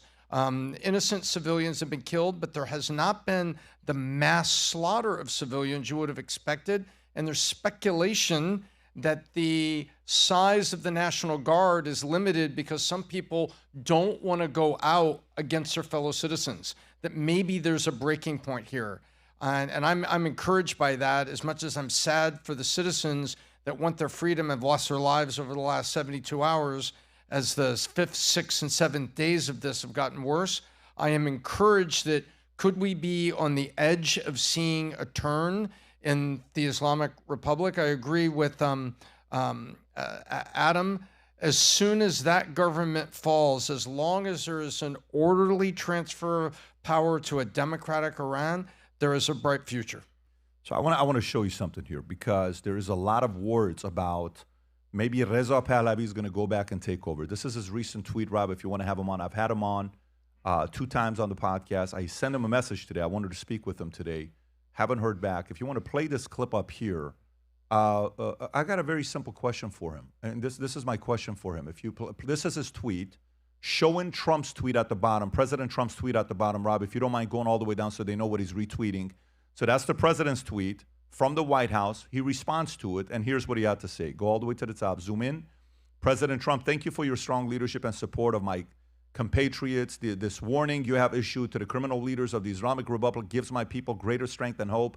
Hope that at last a president of the United States standing firmly by their side as they risk their lives to end this regime, 46-year reign of chaos and terror. They send me with a responsibility and a message to seek the relationship Iran once had with America that brought peace and prosperity to the Middle East. I have the plan for stable transition for Iran and support of my people to get it done with your leadership. Rob, go up a little bit. With your leadership of the free world, we can leave a legacy of lasting peace. Perfect. Okay, so that's good. So here's my question for you, Reza Pahlavi. When's the last time you reached out to the president and met with him? Have you? When's the last time you reached out and met with him? Do you remember when Pierre Poilievre didn't meet with Trump and didn't want to come and meet with the guys because they were worried how the Canadians felt about it? Did you avoid that meeting because you were worried what Iranians thought about you? Were you like, oh my God, the progressive Iranians are not going to like it if I go meet with the president? This is the closest we've ever come to this. Pick up the phone call and call him. Go meet with him wherever he's at. Leave your vacation, whatever part of the world you're in right now. Go meet with him. If you truly are committed to doing this, you're one of a handful of people. I know you don't want the job. When we did a live public interview, the world saw it. You don't want this job. You want to help contribute and make the transition as it's going through. I spoke to a couple of the folks to see if there's been a meeting. There's been no documented meeting between the two. Do you really think if America wanted to get involved and have somebody go become the leader of Iran to make them free, do you think they wouldn't have had the meeting with Reza Pahlavi yet? You think that meeting wouldn't have taken place? Or you think they would have had the meeting already taken place? How many times has the president met with Netanyahu? How many times has the president met with all these other people? How many times has the president met with leaders of Zelensky, Nigeria? Take the smallest countries. Armenia, Pashinyan. Who else has he met with? How many times have they met with small countries? Where are you? Are you there? Have you gone knocking? Are you waiting for them to come to you? Do you want a monarchy? White House, my opinion, I don't think they want a monarchy. They're okay to a democracy. They're okay to a republic. I don't think they're a monarchy. I think if RP, who again, let me say it for the millionth time, it's kind of like when you say good things about LeBron and people have to say, you have to make a list of all the good things about LeBron. They say he's a great father. He's a great this. Reza Pahlavi is a very nice man. He's a sweet man. Very nice man. I have a painting of his father in my house. When people say, you don't like this, you don't like that, come see every single magazine Mohammad Reza Pahlavi Shah was ever on. I have him in my house. Time magazine, every magazine ever, I've bought them all. This is a painting in my club room. His father is in the center of my club room of the painting, 15-foot painting. That is my favorite painting in the world because I look up to what he did for Iran. He was an incredible leader. But unfortunately, you need some diplomacy.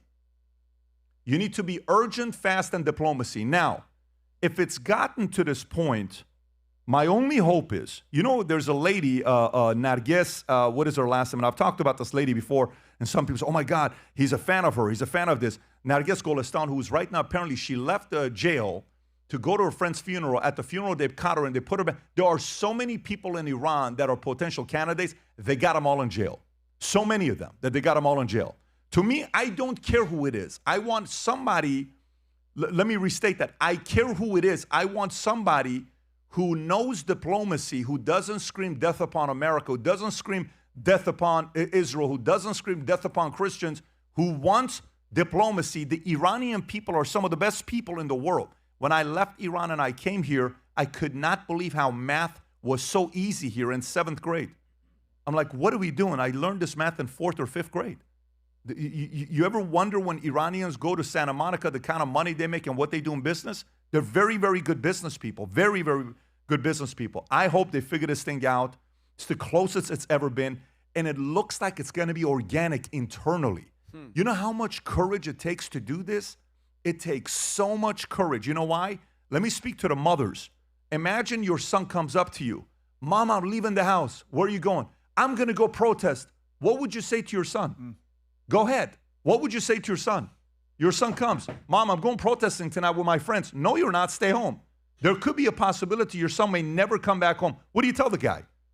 What do you tell the guy? Selfishly, what would you tell your son? Stay home. You're not going nowhere. Let the other guys go. You don't need to go. And I'm going to go. I love my country. And they go to it. That's what's going on in Iran right now. How lucky we are to be living in America. And I pray all these individuals in Iran who have the courage, I pray they go and pull this off so I can take my kids to Iran and we can have a nice dough with, you know, sultani kebab and taking Tom to Iran and, you know, walking across Khiyaban Hojat and seeing Iranians look at Tom as, who is this white man here, you know, and taking Rob and we do a live podcast in Tehran, Iran with my kids that my wife doesn't want me to take, but we're going to sneak them out and we're going to go to Iran somehow, some way with a very small private jet that Vinny loves. Vinny's a big fan of small private jets, a big fan of them. Oh, yeah. And so we're going to go there and we're going to hang out and have a good time. And I think that day is coming. But I think for that day to come, I do think Reza Pahlavi, make up your mind who you want to be and don't come be allowed once the president says something. Be proactive, please. You have a very important role in this process. You have a very big responsibility. Your dad played a very big role in the history of Iran, and your grandfather played a very important role in the history of Iran. I know for a fact when I looked at your eyes, you don't want this job. You don't want to go and take your family back to Iran, and I'm convinced your family doesn't want to go back to Iran. You know that for a fact, but you can still play a very big role as long as you get out of the way and be proactive. Knock on the door, call the White House, speak to some of these guys and see what you can do. And if he doesn't, I know the people in Iran are already playing offense. I'm excited about what's going to be happening there soon, even though they're going to go through some difficulties these next few months. Having said that, let's wrap up with the final story, okay? Because I know, Danny, I'm looking at you. You look like you have a lot of strong opinions about Iran, but if you don't mind, I'm going to... Smooth transition. I like how you did that. I'm going to give you, because of time, we're going to skip. Yes. I just wanted to hit on the DK Metcalf That's what I want to go That to. was in there. Yeah, so let's do this. So, Danny, DK Metcalf, he's the modern-day Calvin Johnson. Incredible physique, incredible talent, fun to watch. If you watch the NFL, who knows who DK Metcalf is, okay? So walk us through what happened from the audience. He goes, this is the clip, play the clip, Rob, and then let's kind of get a little bit of commentary from somebody that played in the NFL, and then Stephen A., this is your world. Go ahead, Rob. So he's playing in Detroit. This is a couple weeks ago. There's a fan who has been harassing him nonstop from the front row in the aisle. That is not his seats. This guy had come down to harass DK Metcalf. DK goes over there.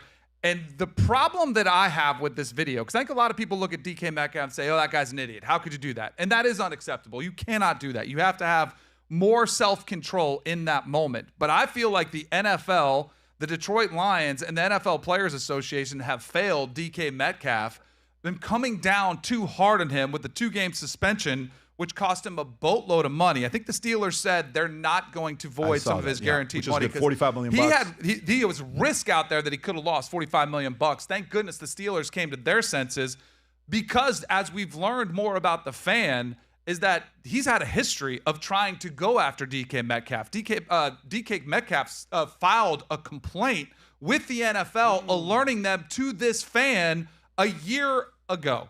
And that... Stop it. Oh, yeah. He had alerted them to this guy who's essentially harassing him at every game. But not the N-word, just harassing No, him. That's been debated. The guy said he doesn't. They Who showed knows? the clip that he said the Kalen. Yes. Right. But, I mean, who knows how long this has been going on. But the NFL has failed him. And I get it. They're worried about the malice at the palace. They do not want a situation where an NFL player goes into a stands and you beat the crap out of some fan. They do not want that. But I feel like they came down too hard on DK Metcalf to set a message. They didn't do anything to Lamar Jackson when he went and shoved a fan in Buffalo earlier this season. Granted, it was a little more spontaneous. It was after a touchdown.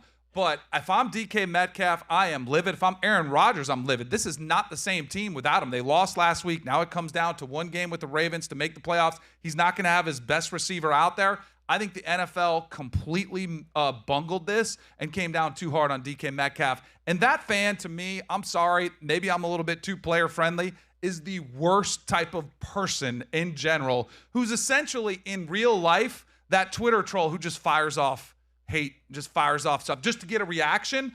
When DK Metcalf hit him, he stood up and he cheered and he's like, I got him. I got him. He was trying to bait him into that. And that to me is the worst type of NFL fan. And I hope the fan has some repercussions as well, where he shouldn't be allowed to attend He's a 15-year any season more holder. NFL games. Season ticket holder, I think. I don't care. Yeah, I Stephen say A. he should not be allowed Can to you come play back. the video, Rob? DK Metcalf had mixing it up with someone in the stands. Oh, Did he my even God. hit him? And that is not going to his have great consequences for the Steelers and Metcalf. He just Hey. Stephen A. Fan's an asshole. We all know that. There's nothing to celebrate or applaud about the fan. DK Metcalf, the fact that he filed a complaint against the fan a year earlier, definitely put some of the onus on the NFL. I think by mere virtue of the fact that that complaint was filed and nothing was done about it, automatically should have reduced the suspension from 2 games to 1. But you still deserved at least a 1 game. You're a professional for a reason. And unfortunately, as unfair as it is, there's a responsibility that comes with it. You represent the NFL. You represent the Pittsburgh Steelers. You represent yourself. And you have to know, because DK Metcalf is a really good dude, a dedicated professional, an absolute stud, a physical specimen, who cares about his craft and being excellent at his craft. You've been around a while. You know what comes with it. And you got to know better, because the Pittsburgh Steelers are on the verge of playoff elimination. They beat the Cleveland Browns last weekend if DK Metcalf is playing. Yep. You would have clinched the division title. You would have been in the playoffs, and this game against Baltimore would have been meaningless. But because you lost that game to Cleveland, now it's win or go home. You win the champion, you win the division crown, and you're in the playoffs. You lose, you go home. And I often like to say to people, think about it this way. How would you feel, DK? What is your offseason going to be like if the Pittsburgh Steelers lose this weekend without you? Games you know they would have won with you. And they lose without you, and they don't make the playoffs, and you're home watching because of some idiot with a blue wig on who's taunting you. Now, don't get me wrong. You know, all of these things, they are taboo words. You throw the N-word, at a black man, and you ain't black, it's a problem. There's no doubt about it. But you still have to comport yourself. I can't even tell you the things that have been said to me, right? But I'm mindful of the fact that I work for Disney. I worked for ESPN. And I'll tell you a quick story. 2005, in San Antonio, it's Detroit, San Antonio. They're playing in the finals. And I just got some terrible, terrible, devastating news on the family side 2 minutes before I show up on SportsCenter. And these fans in San Antonio, who are great fans, by the way, normal, great and all that stuff, they're heckling me. And I was so pissed off. I turned around and I said, all of y'all. This is 2000. 2005. Pistons, Spurs. Is this on finals. TV? Is this recorded? No, this is not on TV. Okay. I turned around on them. Yeah. Right? And they said, we got him. And the former president of ABC, George Bodenheimer, was a few feet away. it's easily a suspendable offense, potentially a fireable offense. But George Bodenheimer knew what had happened to me. He wrapped his arms around me. He said, go home. Go home and be with your family. And I wasn't on the air for the rest of the finals. Had I had a worse boss, had I had a boss that wasn't so fond of me, a boss that wasn't so kind and decent and understanding, I could have lost my job. And I would have had nobody to blame but myself, because you can't do that. I did that. I dropped the ball. And luckily, I had a boss compassionate enough, who I trusted enough, that knew what was going on, to say, go home. And that was an incredibly valuable lesson, because never again in my career, and it's been 20 years since, have I made that mistake again. Because I'm mindful that I don't just represent me.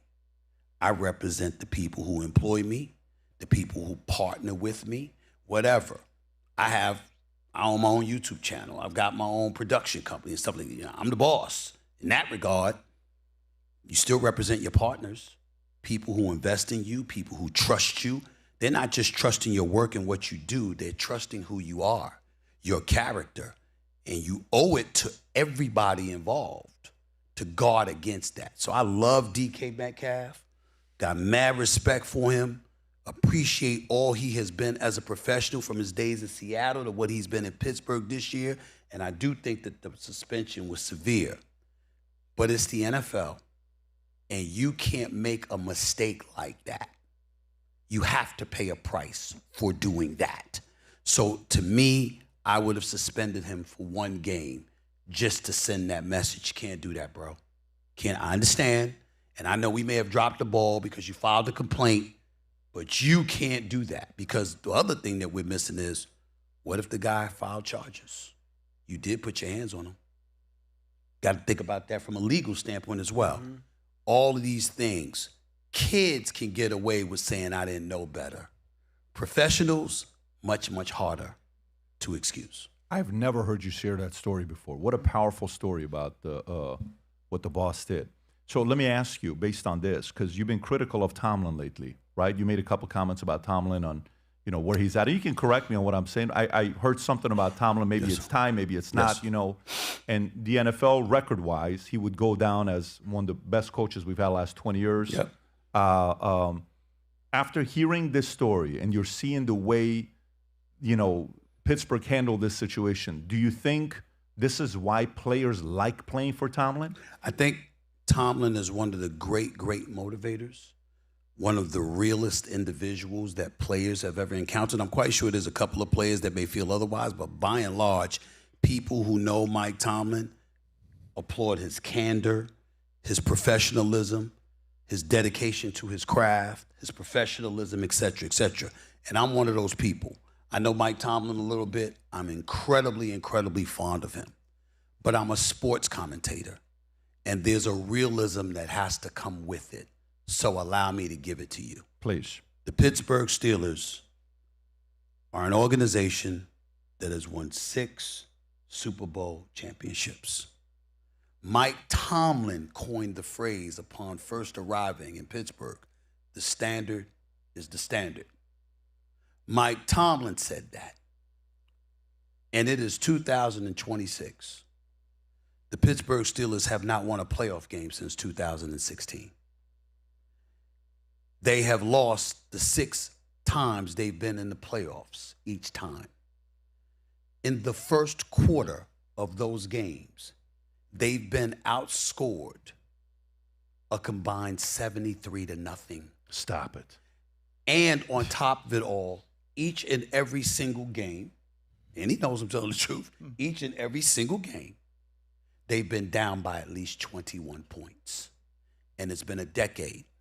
So, in the interest of transparency, as somebody who is a proud black man that is unapologetic about rooting for black coaches, because there aren't too many of them, even though the numbers are considerably better now than they were in years past, I'm also a fair-minded person, which I want everybody inside and outside the black community to always remember about me. I might have my feelings, but it's not going to stop me from being fair.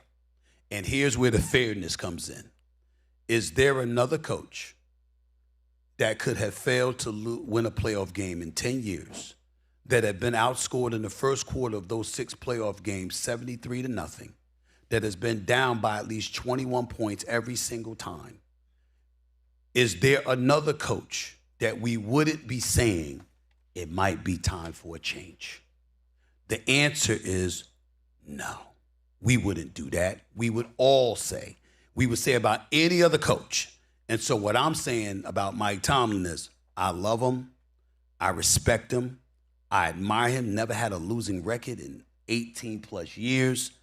Mad love, respect all the way through. But in Pittsburgh, they have a right, which is where my controversial statement in some people's eyes came in. I said, they're Steelers fans. They've been starving for playoff wins, and they've been waiting a decade. They have a right to say, this is not good enough. We might need to move in a different direction, especially if they lose Sunday night, or just as bad, if not worse, they win, get to the playoffs, and then get blown out in the playoffs once again. That is grounds for them, the Steelers fans, Steeler Nation, to say, we might need another coach. Even though we all know Mike Tomlin get a job in another place in a heartbeat, and he'll deserve it. Just in Pittsburgh, that's justified. So what you're saying is he would be better if he was a Cleveland Browns coach, you wouldn't give him a hard time.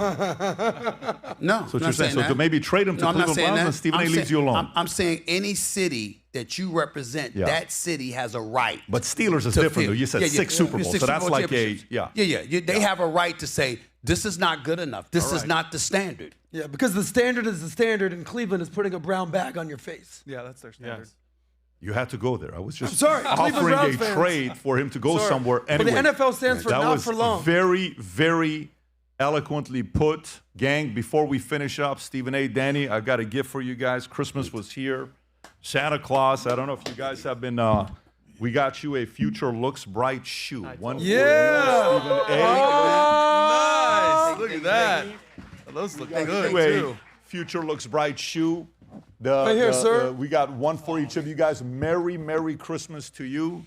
When you go places and you sit in meetings, 5 factories in Tuscany, Italy, made in Italy, designed in Florida. You're going to enjoy it. By the way, I've been wearing these. I keep saying this to you guys. You guys think I'm joking with you. By the way, since September 9th, this is all I've been wearing except for 5 days. Okay, this is all I'm telling you this. And I'm 6'4", 250. This is all I love those shoes right there. Dean Mason's got them on, looking good. Good for you. Anyways. For those of you guys that are crazy enough, Friday night, you're still with us. We normally do Friday morning, 9 a.m. So people got confused this morning. When is this podcast? I thought you do 9 a.m. and Adam is late again. No, Adam was late today, 10 hours. So we decided to do that 7 p.m. Thank you for waiting. For those of you guys that are still with us, you're amazing. Happy New Year to all of you, crew. If you're here, to all the people that are Platinum members, we're going to take a picture here in a second, and then I'll be having cigars together with you guys, drinks. The bar's going to be open. And we'll have a good time together. Let's thank Stephen A. and Danny Kanell for coming out. Appreciate you guys. God bless everybody. Have a great weekend. We'll do it on Monday. Take care, everybody. Bye-bye, bye-bye.